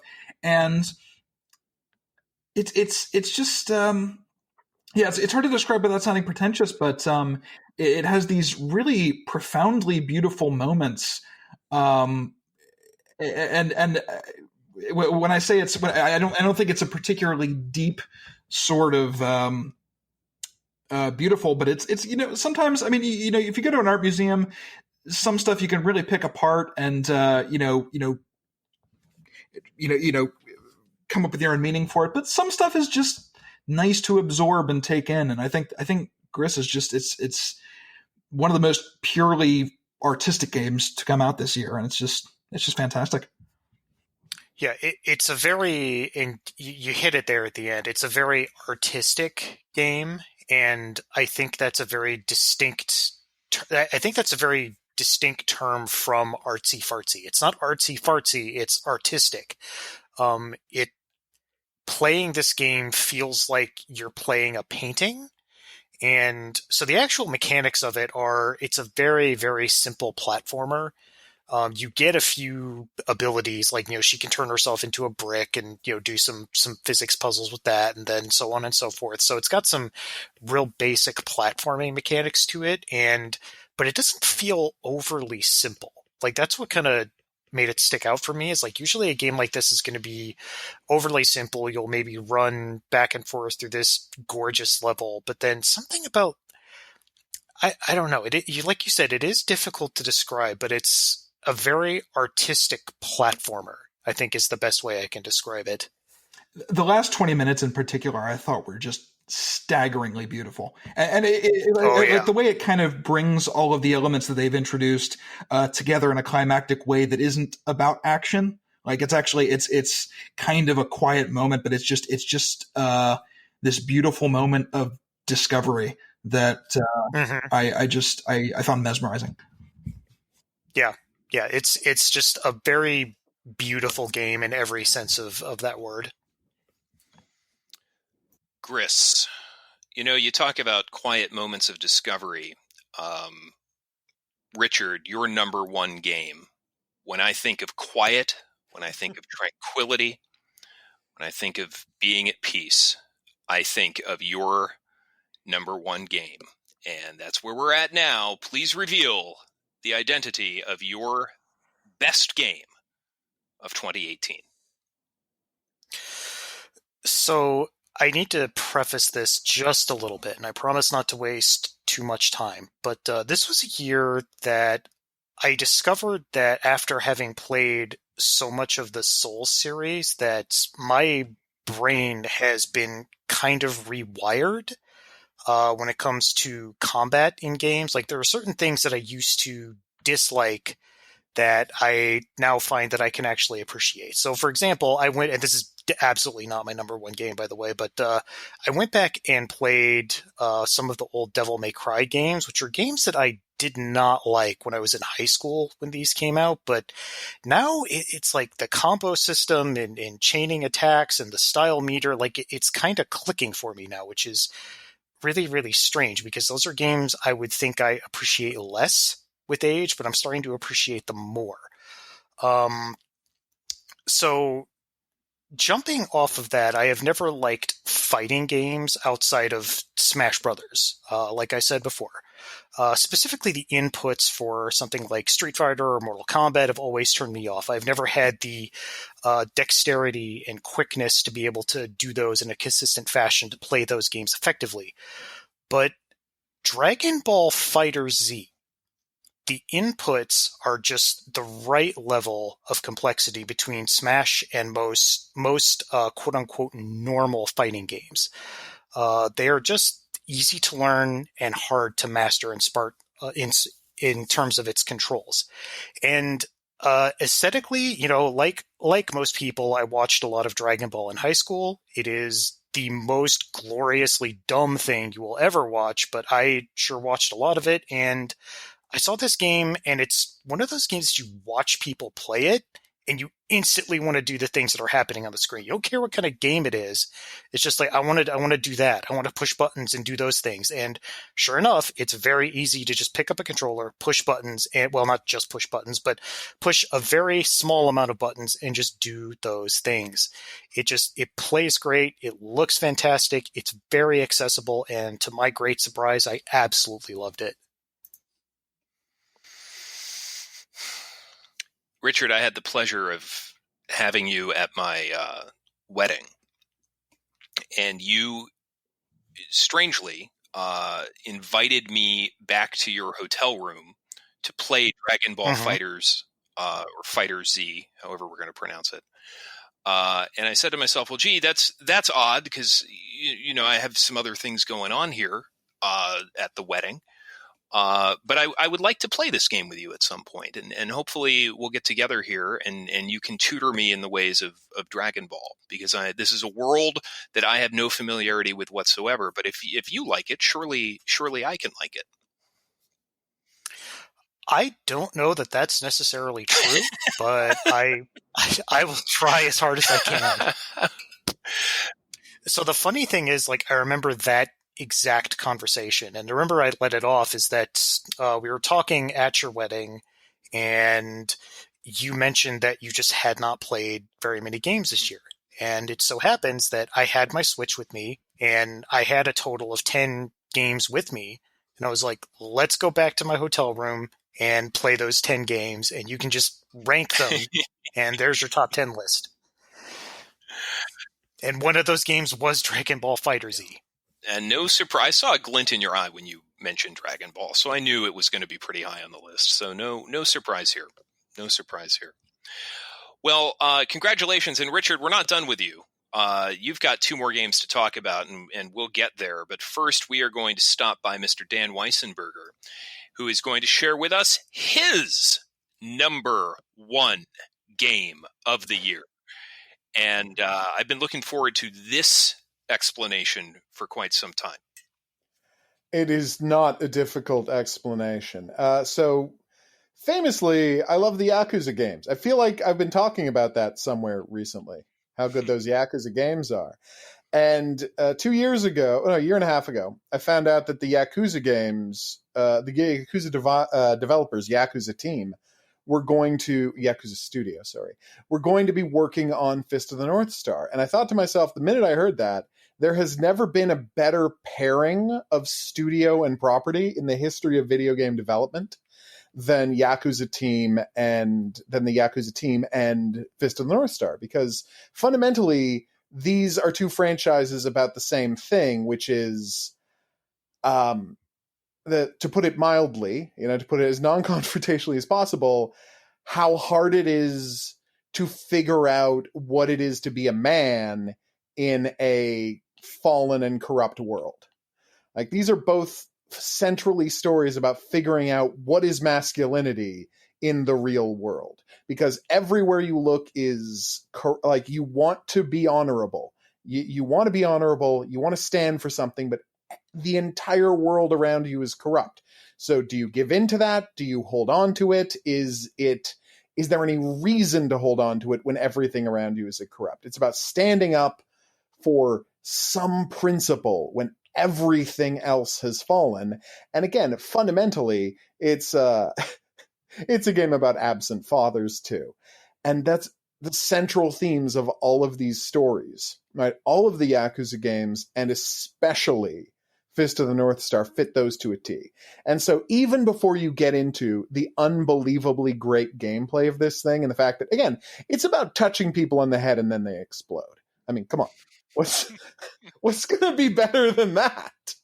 Like, even before you get to the gameplay mechanics, just fundamentally, it's one of the best pairings I've ever seen. Like, because this is a beautiful series. This is like a great series of stories, right? And it's treated with the utmost respect by the Yakuza people, but at the same time, they add just enough humor to pierce some of its self-seriousness in a way that ends up making the whole experience deeper, because there is no property more humorless than Fist of the North Star. Like, if there's actually a scene in the series is so humorless that there's actually a scene in Fist of the North Star where someone tells a joke once and another character's reaction is, "I don't understand what you're doing." Like, I don't, why did you say that sentence that is nonsense? I don't get it. They don't understand the concept of humor in the world of Fist of the North Star. But of course, the Yakuza series is very funny a lot of the time. So they managed to inject that kind of humor and humanity into what was a completely, serious product until then, elevating Fist of the North Star.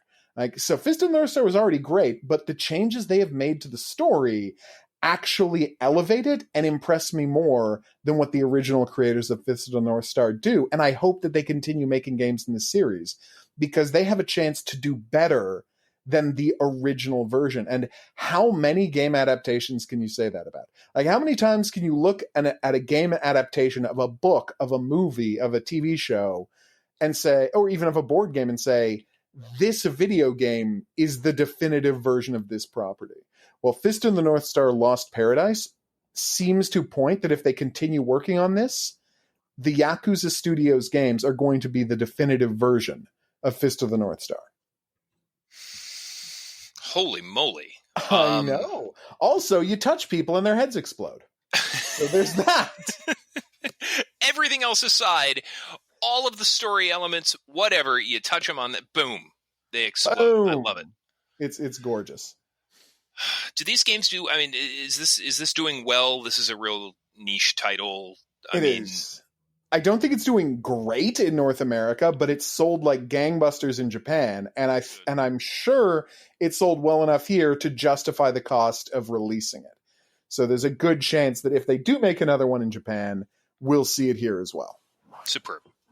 And for the record, people who hate subtitles, they actually went to the expense of recording an entire English soundtrack for this game for the first time in the Yakuza series since the first one. They've actually done a full English soundtrack. You have access to both on the disc or download, so you can choose which one you want. And I will say this, I played the game both in Japanese and with the English voices, and you know what? They did great. Like, they actually did a really good job of casting and production of the English voices. It's not a hack job at all. Terrific. Outstanding. Fist of the North Star, Dan Weissenberger's #1 game of the year. Dan, you're not done, though. Oh, no, I'm not. Done, because your #3 game is also Richard's #7 game. Wow. And that is Vampire. And I hope I'm saying that correctly. Richard, I'm going to let you start with Vampire, and Dan, you jump in at your leisure. So we actually recorded another podcast about this. It was like 5 months ago or something, possibly even longer than that. And I did not care for this game at first. And the reasons I don't care for that game, I didn't care for this game, we'll get to in a second. But this game reminds me so much of the old Witcher games that were incredibly ambitious, but execution-wise were just horribly flawed. Had some maddening, just almost unforgivable problems with them. Like I'm also like, I'm somewhat picky about getting around the world or getting around maps and traversing them. I famously bailed on Witcher 1 because it wouldn't let me jump over a fence. And in Vampire, in Vampire, you're a vampire, and you have to navigate this world of World War I era London and figure out why you were made a vampire and so on and so forth. And you get this teleport ability that lets you, jump up tall buildings and get over obstacles that you almost never get to use. You almost never actually get to use this thing. It's very, very strict on when you can actually teleport up to a ledge or over a fence or, through a door. There are certain fences that you can teleport over, some you cannot, and it drives me absolutely insane. There is also the combat system in this game, which is trying to emulate Bloodborne, and I don't think it does a very good job of that. Like, I think if you're going to emulate that type of combat, you really need to make it the focus of the game so you can make it as solid as it can possibly be. But they released a lower difficulty mode called Story Mode a few months ago, and much like the Witcher games, that allows me to just ignore the game's single biggest problem and just turn the difficulty down, and you can just mash your way through pretty much all of the combat encounters. So and now that I'm able to play the game and experience the world and the story without, really being encumbered by bad Souls-style combat, I actually really appreciate it. Dan bet me that this game would win me over eventually, and he won. I will send you whatever it is we bet upon. I don't even remember. But it's got a ton of problems. It's still extremely glitchy. For one thing, so you'll love this. So early in the game, after I'd started over, I was in the middle of a fight, and what was the name of the big gray guy's name? I forgot. Fergus. Oh, Fergal. Fergus. Fergal Bansha. Fergal. Yeah. So the cutscene where he is introduced, I was in the middle of the fight with some of those lesser Skulls, vampires, and Skulls. In mid-combat, the cutscene that introduces him starts. It just happens, and then after the cutscene is over, I am warped to an entirely different portion of the map. So I don't know how on earth I hit that cutscene trigger, but I did, and it put me somewhere that I didn't need. Like, the map icons didn't update, so I had no idea where I was. I had to restart the game to get the mission indicators to tell me where to go. So, yeah, so this game is... It's still... And it is you were jacked playing up. that on PC, right? Okay, Yes. yeah. I just want to remind everybody that the PS4 version is infinitely more stable. Yeah, that's also what I hear. But yeah, this is... If you were one of the people that actually enjoyed the first Witcher game and like that was your thing, then this is very much up your alley. For me, it's not as bad as it was, at that time, at least since they added the story mode where I could actually, play it. But yeah, it's very ambitious, but got a lot of issues, but still ultimately enjoyable.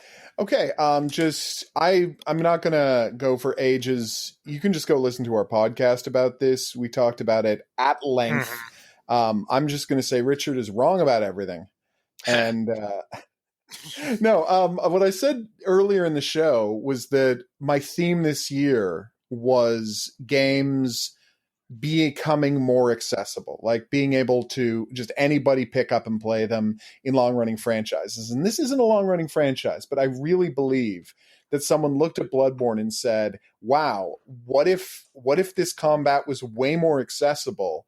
And what if it had a story that, you didn't have to read every single item description in the game to even understand what was going on? It's got a really great story told in a wonderful fashion. The combat is very accessible. Like I really, especially now that the story mode is in there, but I didn't have a lot of problems with the basic version. There is a huge problem in the game that if you make the wrong build of vampire early on, it can seem like the combat is terrible, but really that build is just bad for low-level characters. Now, the game has a free character respec, but it's very easy, and this happened to Richard, to think that the game's combat is bad and not just some character builds are broken. And that is why I would encourage you to listen to the podcast where we tell you how to start your game.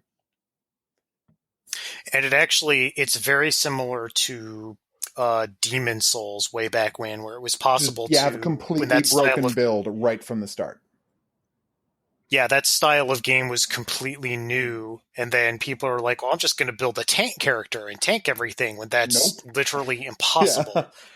And yeah. And that's exactly the same here, because they say, oh, well, and the real problem is, as the game is starting, when it first has you build a character, the first thing it says is, hey, maybe try unlocking this skill, and the skill is a close combat skill. And that is the worst skill to start the game with.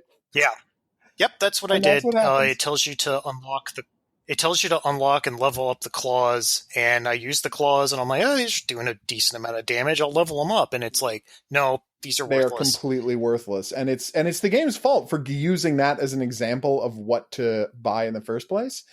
But if you know what you're doing, once you get a little into it, it really is a magnificent experience. I loved it. It's one of my favorite games of this year, and I think the best example of someone saying, that Bloodborne was great, but what if it was playable? And I stand by that assessment. Also, another thing that sours me on Vampire's combat system is the fact that they just take normal enemies, give them health bars, and call them bosses. Like, I hate that. I hated it when Yeah, no, but I mean, that happens a couple of times, but there are actual bosses in this game with unique skills. Like, you make it sound like that's all they do. There are actually plenty of unique bosses in this game, but you're right. There is a number of times where there's just a regular enemy, and then he's got a health bar and way too much health. That is true, but there are a bunch of unique bosses in this game. Like, I didn't like the Chalice dungeons before. I don't like them now. If we were to take all the arguments made on this episode and rank them from strongest to weakest, somewhere at the bottom of the list is this will appeal to people who like The Witcher 1. I know, right? Why do you think Why do you think I have to start my part with he's wrong about everything? It's a great game. Because that is... So way back when I reviewed Witcher 1, I got roughly the same amount of hate comments that you did for God of War because people are like, "No, man, this game is it's so ambitious. You just don't get it." I'm like, "No, it's just not good. It's just technology does not allow them to make the game that they want to make." And Eventually, they sure did, enough, yeah. 10 years later, Witcher 3 came out, and they actually made the game they want to make. Yeah, I do wonder if people still defend that game now that they have actually done the thing that they were trying to do. But anyway. Yeah. All right. Well, that brings us, gentlemen, to our final 3 games of the night. These are all games that appeared on more than one list, so that should make this very interesting. Wait, are they my top 3? What's that? Just occurred to me. Are they my top 3? Your top 3, sir. So we're getting a lot of Mike Susky in the next few minutes. I feel like a proud father. You are. You gave birth to each of these games. The number 3 game with 13 points, it's Mike's number 3. It's Richard's number 6. And it is a game that opened to spectacular reviews that now everybody hates. It's Red Dead Redemption 2. And Mike, we haven't heard from you in a while. Why don't you kick things off? Yeah, I'm not going to say I'm surprised that a lot of people disliked this game because, as is very well known now, it has an extremely slow pace that not everyone's going to gel with. But the thing is, I think it's kind of the best application of what Rockstar does well. And I think I stand very much in the minority here because I wasn't a fan of the last couple Rockstar games. Like GTA 5, I didn't think it was very good because they seem to be moving in a more serious story-focused direction away from just the mindless mayhem that defines the earlier Grand Theft Auto games, basically, like, you know, defined sandbox games in general, I think. And, you know, in GTA, the characters just don't have any character growth. Like, they're just satirical idiots. And I you know, whenever they would like devote an entire mission to nothing but character development that just didn't work, it didn't really work for me. So the fact that they actually made a really serious game that tells a very good story and has maybe my favorite cast of characters in any video game, like I think it's really in the conversation, is very impressive to me. So one of the things that I really like about this game as a sandbox game is that something that people always bring up when they talk about open world games is how they kind of clash with linear stories, where people always say, well, you know, if there's this really urgent objective, like you got to save the world, why am I just wandering around doing random stuff? And something I actually really think, a way that I think Rockstar makes it work with this game is because it's a prequel and because we have a pretty good idea of where this is all going to end up. There's not a lot of urgency. Like you kind of, it doesn't feel like they're kind of dangling a carrot in front of you. Like we're really just busting to see where this goes. It kind of enjoys a more relaxed pace with a lot of individual character moments. It just kind of allows you to live in that world. And since this is a famously detailed world, with ridiculous production values, a huge cast of characters, a lot of unique dialogue, and just tons of stuff to do. The fact that you have the leeway to just sort of disappear into that world, I think is what makes it a very strong sandbox game and a really good use of Rockstar's talents. I mean, you know, a lot of people said that it was really slow and hard to get into. I will say, and Brad can back me up on this because we got a review copy for it. I played through this game in like 4 or 5 days, and it was not even a struggle. Like I was totally engrossed. It has, again, really strong character beats. I think there are a couple of segments of the game that I would cut. Like I'm kind of in the minority here, but I don't think the epilogue worked, and I think the game reaches a very natural conclusion beforehand, but then kind of focuses a little too hard on tying everything back to the first Red Dead Redemption. But on the whole, like I just thought it was a very engrossing, very mature game that I loved, and I stand by that. So what's interesting is that, well, there's 2 interesting things. The first is that everything Mike said about Red Dead Redemption 2 can be applied pretty much word for word to the first game as well. Like the first game, I remembered thinking, this is the best application of Rockstar's engine and technology and talents that I've ever seen. Like this is fantastic. And the second is, as I was playing this, I was surprised at how vividly I remembered the first game, because the first game is almost 10 years old now. It came out in 2011. 2010. 2010. Okay, so it's ago. even older than I thought. So, and I was really, really surprised at how closely I remembered, like, the story beats and the things that, ultimately do happen with Dutch and John and all of those people.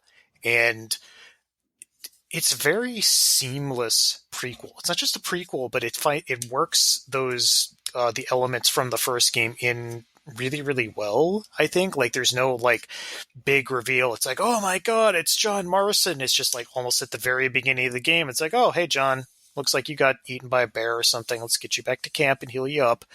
So, and they also, and I think this was really, really important that they did do this, because I remembered things so vividly, is that they got the same voice actors to voice almost all of the characters from the same characters from the first game. So John, Dutch, Bill, and I think Abigail are all voiced by the same people they were before. And I remembered those voices too. So it's really, really impressive to me the way that they were able to work it in so seamlessly and so prominently, while also making it completely work for someone who didn't play the first game. So everything Mike said is accurate. I didn't hate the epilogue as much as he did. I thought it was fine. I wouldn't say I hate but the everything epilogue. else, I just thought it was unnecessary. yeah. I mean, I don't think it was needed, but I mean, I thought it worked. That's what I can say. Most people agree with you. I was surprised. Like, I thought that was going to be a common complaint. It wasn't. I'm the outlier there. Yeah. So, but no, it's solid. I'm pretty sure countless labor violations went into the production of this game. But yeah, it's a great product. And it's funny when I think back on these two games. Like they play in chronological order in my mind. Like it feels like. It retroactively feels like this is the first game in the series, and Red Dead Redemption 1 is Red Dead Redemption 2. Like, that's how well it works as a prequel and how seamlessly it's integrated. Like I don't know if I'll ever, like, replay the first Red Dead Redemption, because it's a big game, but I actually, after I played this, I watched one of those YouTube videos where they compile all the cutscenes into, like, a 2-hour movie, quote unquote, and it's amazing how well it fits together. Like, things that were referenced in that game come up in this game, and not in a fan servicey way. It just feels very organic.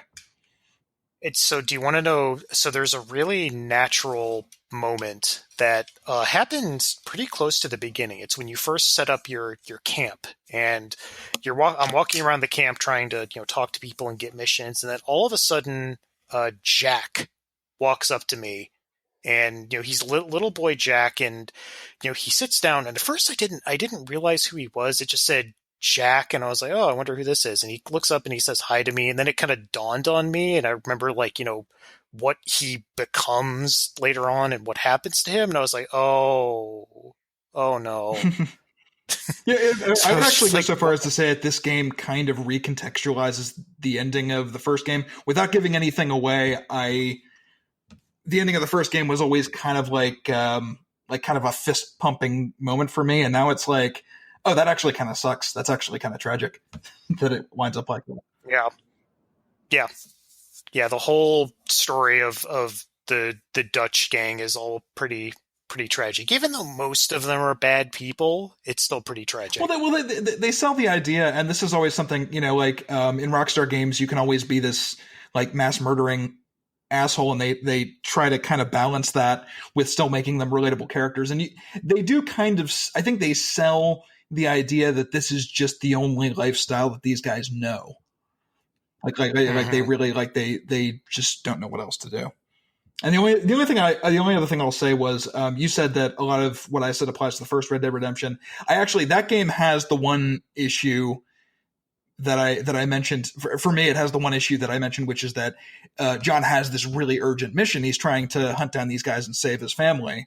And that I thought that kind of clashed with like they obviously wanted you to explore that world, but it kind of had that urgency. Whereas this game doesn't really have a central objective, and I thought that really just helped the pacing of what they were trying to do. Okay. Well, in the first game, remember, he still has to, and it works kind of the same way in Witcher 3 as well, where it's like he's got a central objective that is very urgent, but in order to do that objective, he still needs to do like random odd jobs and sustain himself and do those sorts of things. Because in the first game, he's hunting for Dutch, ultimately. I mean, first he's chasing Bill, and then he's chasing Javier, and then he's chasing Dutch, and he has to, get resources and do work in order to find these people. Yeah. Red Dead Redemption 2. I loved Red Dead Redemption, the original one. I suspect it doesn't hold up very well given advances in open world mechanics and technology and just advancements in design.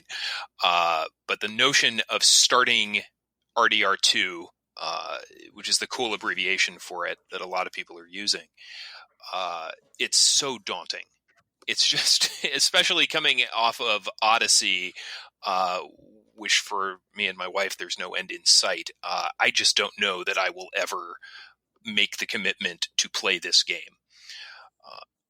So the one thing that I will say is that, you are right in that the game will introduce a lot of different things to you. Like the game has a full built-in like dominoes game.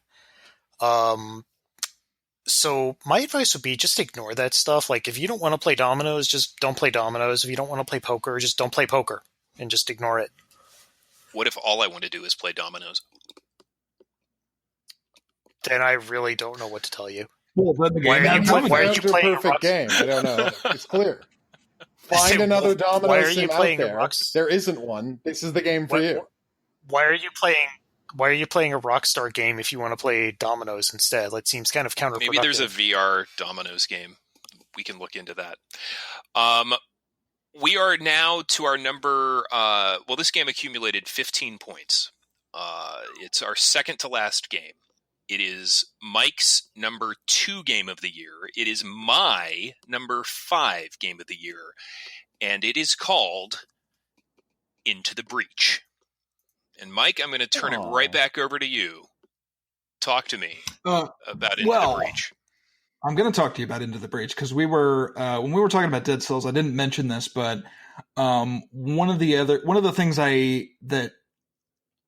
reasons I wasn't blown away by Dead Cells was because even though it was a well-made game, the roguelike scene is so overpopulated with 2D action platformers. There are so many of those, and I play Dead Cells and then I compare it to something like Into the Breach, which is just so unique to me. And it's really no comparison. I've never really, even though it looks kind of familiar, I don't think I've ever played anything quite like Into the Breach. Now, first of all, it's made by the same guys who did FTL, which I think was possibly the best roguelike ever made until this game came out. And they've actually, I think, managed to top themselves. They've made this 2D tactical game where the gimmick is because you're repeatedly going back in time and trying to save the world from giant bugs, you always know what the enemy is going to do one move in advance. And first of all, that sounds like it's going to make the game too easy because it's not. You have extremely limited resources. You only have 3 units at any given time. So you have to use everything that you have.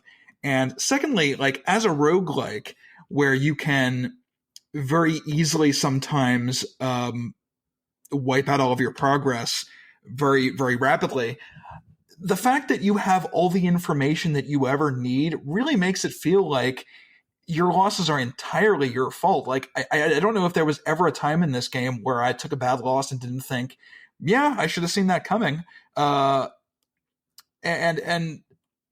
I mean, also like some of the it's kind of unique as a tactics game because you're not actually trying to defeat all of the enemies or even stay alive. You're trying to protect the city, so you have to do things like sometimes just redirect attacks. Sometimes you take damage yourself to avoid damaging the city, and it's just one of the most satisfying gameplay loops I've seen in any game in recent memory, much less a game that you're supposed to be playing over and over again, where the levels are procedurally generated.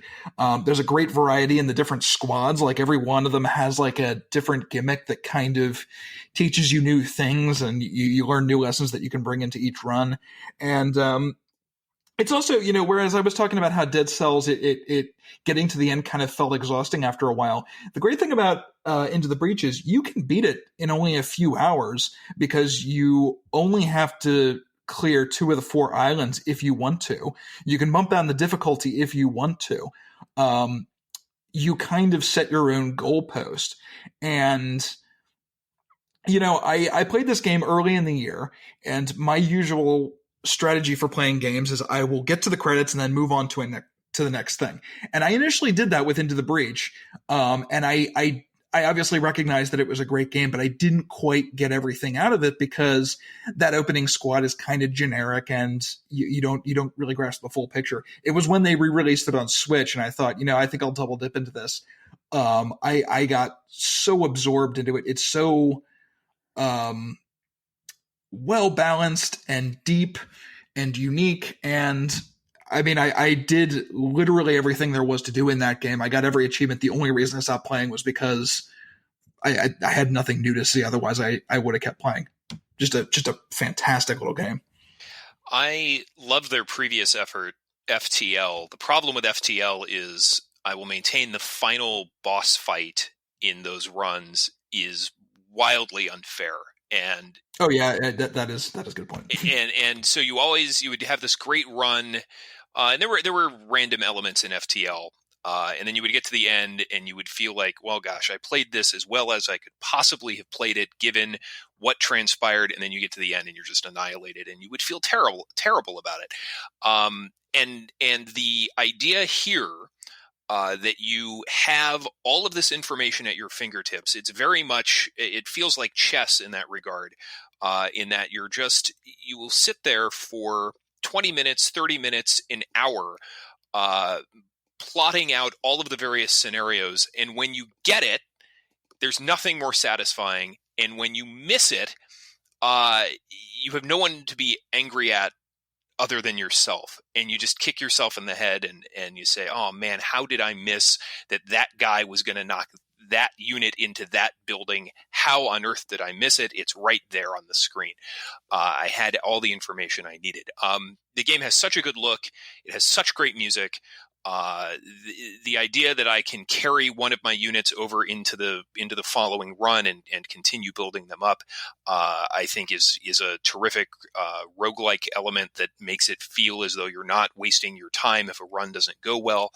I played it exclusively on PC. I should get it for Switch. I'm kind of waiting for an iPad version because I feel like FTL, the iPad version could be the best version of this game. I'm sure they're in development on it. I can't say enough good things about it, and it kind of makes me feel like I don't want to play another tactics game with random elements. I'm glad I finished XCOM 2 last year, for example, because I don't know that I can go back to having a 90% chance to hit and then having it miss. I don't know that I want to go back to that kind of world again because this was so satisfying and so perfect. So Into the Breach, terrific game. Just an absolutely terrific game. Well, Mike, that brings us to your number one. And also my number one. It's a 20-point game. And I think we foreshadowed it very well. In fact, I think we spoiled this minutes into the podcast tonight. Your favorite game of 2018, my favorite game of 2018, and GameCritics.com's favorite game of 2018 is Astrobot Rescue Mission for the PlayStation VR. An absolute delight, with boundless joy. Please, Mike, I want to hear you talk about this game, because I know you loved it as much as I did. So, like I said, this was the year that I got into VR. I bought a Vive first much earlier in the year because I didn't envision myself being in a situation where I would buy more than one VR headset. So I figured I might as well shell out for the most expensive one. Now, because VR is such a niche market, I think a lot of people think that there aren't many VR games. And Dan, I know you can back me up on this when I say, especially if you are on Steam, there's a ton of VR games. It's just that they're mostly extremely low budget projects by teams with very limited resources, oftentimes that have very cool ideas, very forward-thinking ideas that apply VR in cool ways, but kind of lacking the resources to fully back it up. That is a definite, you're right, that is a definite problem. Absolutely. And I mean, I played a lot of cool stuff where I was just thinking to myself, imagine if you had this really cool idea but with a AAA budget. And one of the reasons I actually eventually shelled out for a PSVR is because really the only company these days that is investing in VR and actually has a AAA budget behind them is Sony. Like I think they've done a terrific job of selling. I mean, they're kind of taking the Nintendo approach, which is the affordable, accessible, not necessarily the high end, but they're trying to sell VR as this new thing that people are maybe not totally convinced of, and they're selling it at a lower price, and they're pushing out this really polished stuff. And right at the top of that list is Astrobot. On one hand, this is a 3D platformer that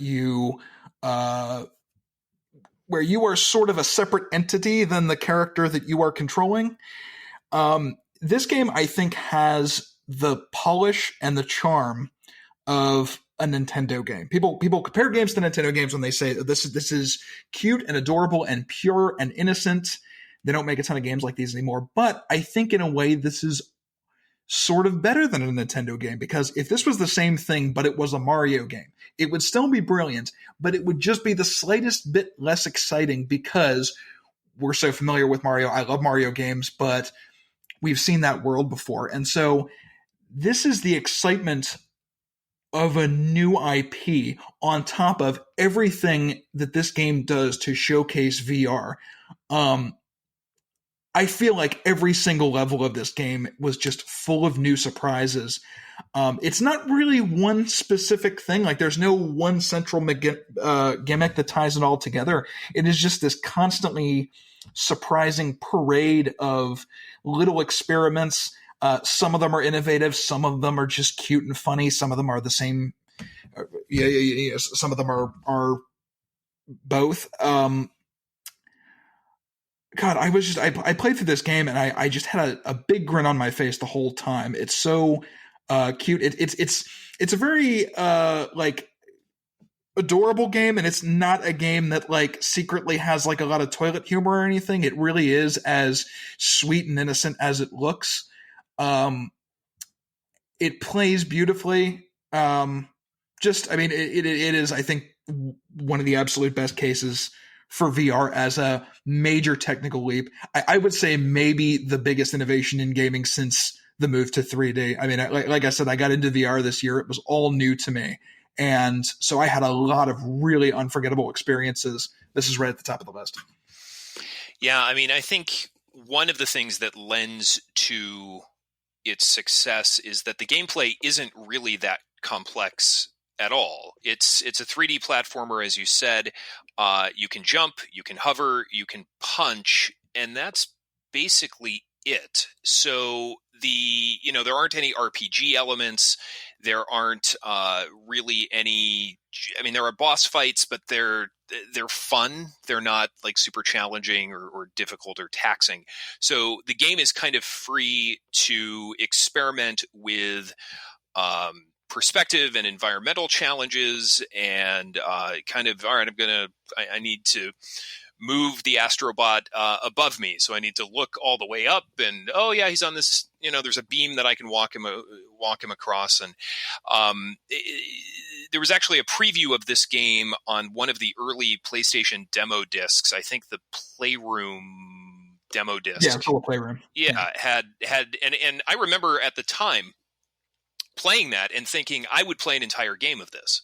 I would just this is what all 3D platformers should be, and just that by that one demo, and then sure enough, 2 years later, out of nowhere, they've done it and they've made a whole game out of it. I found myself reluctantly playing this game, and what I mean by that is I didn't want it to end. So I would kind of treasure each level and ration it out over the course of many weeks, because it's not a long game. There's only it's like 25 levels, and the levels are not particularly long. I didn't want it to end. I just wanted it to keep going. I didn't either. I was so I have a platinum trophy in this game, and it's just heartbreaking that I have no more of this 2 experience for the first time. Yeah. And so I've been putting my kids in VR, and I'm like, listen, you're going to play this and you're going to experience boundless joy, and so be it. And finally I found something that they like, that I like, and we're in alignment on. So they love the game too. The only other PSVR game, well, there are a lot of PSVR games I haven't gotten to this year, but I'm curious, Mike or Dan, did either of you play Moss? Because my understanding is Moss is similarly fantastic, and I'm looking forward to playing that one as well. But there was a bundle at Christmas, and I'm sure you can still get it, with PSVR, Astrobot, and Moss. And I said to myself, my God, if there are 2 games better suited to sell this technology to people, what a no-brainer. I mean, that's a phenomenal bundle and a phenomenal value. Astrobot just Moss is phenomenal. Moss is actually pretty similar to Astrobot in that it's kind of a platformer, and it's in a similar way. You kind of play a separate character from the protagonist, and you interact with them in extremely cute ways, and also use motion controls to sort of manipulate the world and solve puzzles. And they're both they're similarly cute games. You can, in Moss, you can high five the mouse, which is great. And then in Astrobot, you always have these cases where Astrobot will get stuck to your visor in an underwater level, or just turn and wave to you for no reason other than because it's cute. Yeah, they're really, I had a few issues with Moss, the combat was kind of annoying to me, but so I think Astrobot is a far superior game, but they are both very good. Astrobot, also the only game that could make the Carlton dance still charming. I love those dorky little dancing Astrobots. So congratulations, Astrobot Rescue Mission, our 2018 GameCritics.com Game of the Year. I'm going to run down our top 11 here one more time. 11 because we have some ties here. So Valkyria Chronicles 4, West of Loathing, Hitman 2, God of War, Gris, Dragon Ball Fighter Z, Fighters, Fist of the North Star, Vampire, Red Dead 2, Into the Breach, and Astrobot. Guys, that's a heck of a list of 11 fantastic games for people to check out. And really, all 32 of the games we talked about tonight, I would recommend wholeheartedly. Any final thoughts as we wrap things up here tonight related to our game selection? For Astrobot, is there a non-VR version of that? Well, 2 questions. Is there a non-VR version? And 2, is it worth playing? No. And no. Because the answer to the first question is no. No, but VR is integral to the experience. Yeah, it is okay, specifically built for VR. So yeah, I can't wear a VR headset for more than 5 or 10 minutes without getting a headache. So Actually, you know what's funny was we met. I told you that I broke my spine. This was actually, incidentally, even though this was my favorite game of the year, this was the one game where that was a problem because it hurts whenever I like have to crane around, and you have to actually like constantly be turning and looking behind you in this game, Yeah. so you can get a full view of the world. So it was actually a very painful game to play, but worth it. Worth unbearable suffering. All of the neck injuries. That's a pull quote for the box. Any I'd other... like to say that there's plenty of great games I played this year. There's something that didn't make my top 10, but I wanted to give a special shout out to and remind everyone to play it. If they haven't yet, that's The Missing, J.J. McField and the Island of Memories. Beautiful, in many ways important, like creative puzzle platformer from Swery, who made game critics' favorite Deadly Premonition. It's his best game since Deadly Premonition, and I would advise everyone to check it out. I just started playing that. Don't freak out. It's my first Swery game. And I'm going to be honest, I wasn't prepared. Nothing can.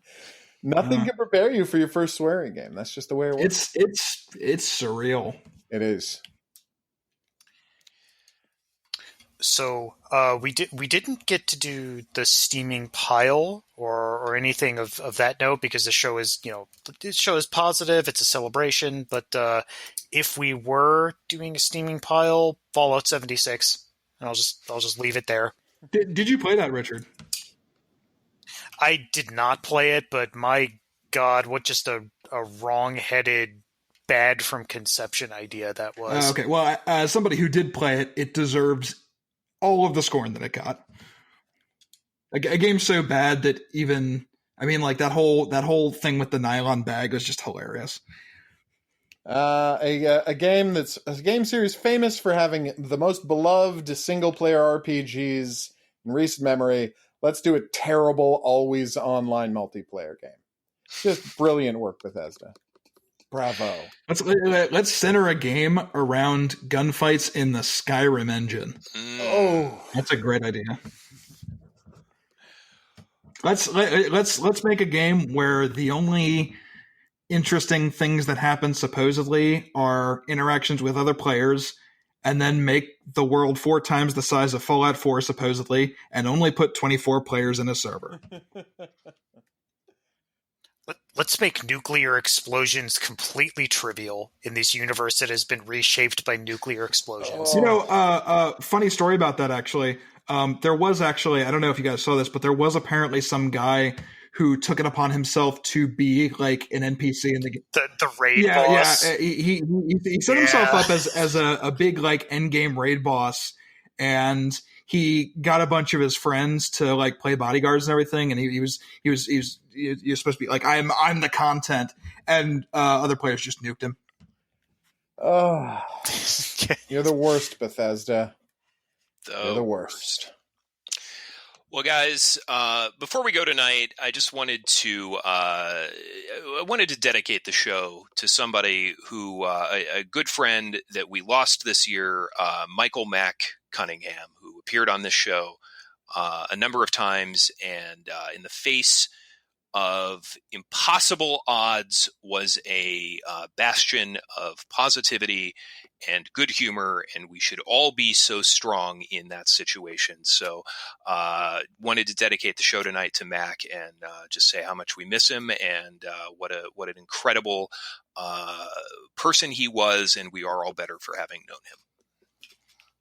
Absolutely. Yeah, Mac was a really wonderful guy in general. And also, as far as I am concerned, he was the linchpin of the most fun I have ever had on this show, which was on the 2015 Game of the Year episode, which, if you remember, that was the zany 3-way tie between Witcher 3, Bloodborne, and Metal Gear Solid 5. So I invited him on the show, and I completely ambushed him with this. He had no idea that he was going to have to break that tie, and he performed brilliantly. It turned out great. It was the best ending of an episode we've ever had. It was the best ending of an episode. It was all down to him and his brilliant performance. And Absolutely. And he will be missed. So, guys, that's our show. So I want to congratulate all our games, especially Astrobot, the universally recognized GameCritics.com Game of the Year. Let's go around the horn here for some good nights. Richard Nyack, where can people catch up with you online if they want to stalk you or keep up with what you're doing? I have completely withdrawn from most social medias, so the answer is nowhere. There is nowhere you can do that. There's nowhere legally you can do that, Gotcha. I should say. And Richard, if any listeners have questions about Star Trek Deep Space Nine, can you recommend anyone that they could ask? Jesus. That's mean. So terrible. That's a very mean thing to say. It's 2:19 a.m. I don't know what more you could expect from me. It's exactly what I would expect who would ask a quote unquote Star Trek question, which is instead French literature question. Mike Susky, where can people keep up with you online? Well, on this website, and also at my Twitter handle is you might need to write this down. It's at Mike Susky. Too complicated. And Dan Weissenberger, what about you? Oh my God, so much stuff. GC_Danny on Twitter, reviews on GameCritics.com, lots and lots of streaming and video content at the Hidden Object Guru YouTube channel. I recently started my own YouTube review site, Totally Objective Video Game Reviews. The first completely objective video game review service where I tell you who developed a game, when it came out, how much it costs, and how much space it takes in your hard drive. And that's it. 100% objective reviews. There is no opinion here. Just fact. And that's what the people have been clamoring for about two decades now. This is what I am answering their demands. But anyway, check out Profiling Criminal Minds, my Criminal Minds podcast, because I love Criminal Minds and also hate Criminal Minds, so it's complicated. And of course, 2 movies I wrote came out this year. One of them is Our House, a horror movie you can check out on demand in various places. The other one is The Sweetheart or Sweetheart Con, depending where you live, which is on Netflix right now. That's a lot of things you've got going on in your world, Dan. When do you sleep? If anything, too many. I take Christmas off, and that's the only day I take off. Fabulous. Well, gentlemen, that's it. So I want to thank Richard Nyack. I want to thank Mike Susky. I want to thank Dan Weissenberger, the entire GameCritics.com family, my producer, Felipe. My name is Tim Spaeth. Hopefully, and I know I said this last year, but hopefully we don't go another year before we speak again. So let's do it again soon. And until then, good night and bonne chance. Do you hear that dramatic piano music? It's probably not the most rousing Yes, I do. goodnight music, but it's the only thing I have left on the soundboard. Is this still? Oh, yes. Is this still part of the show? Oh, okay. Is this from something? I'm guessing or is it, it is just public random piano music? domain piano music that we are ending the show with. Best kind of piano music. Tim is messing with all of you. I'm actually playing this live And on my piano that I have. That's here. interesting because it's not coming through on your sound levels. now we fade to black. These are the days of our lives.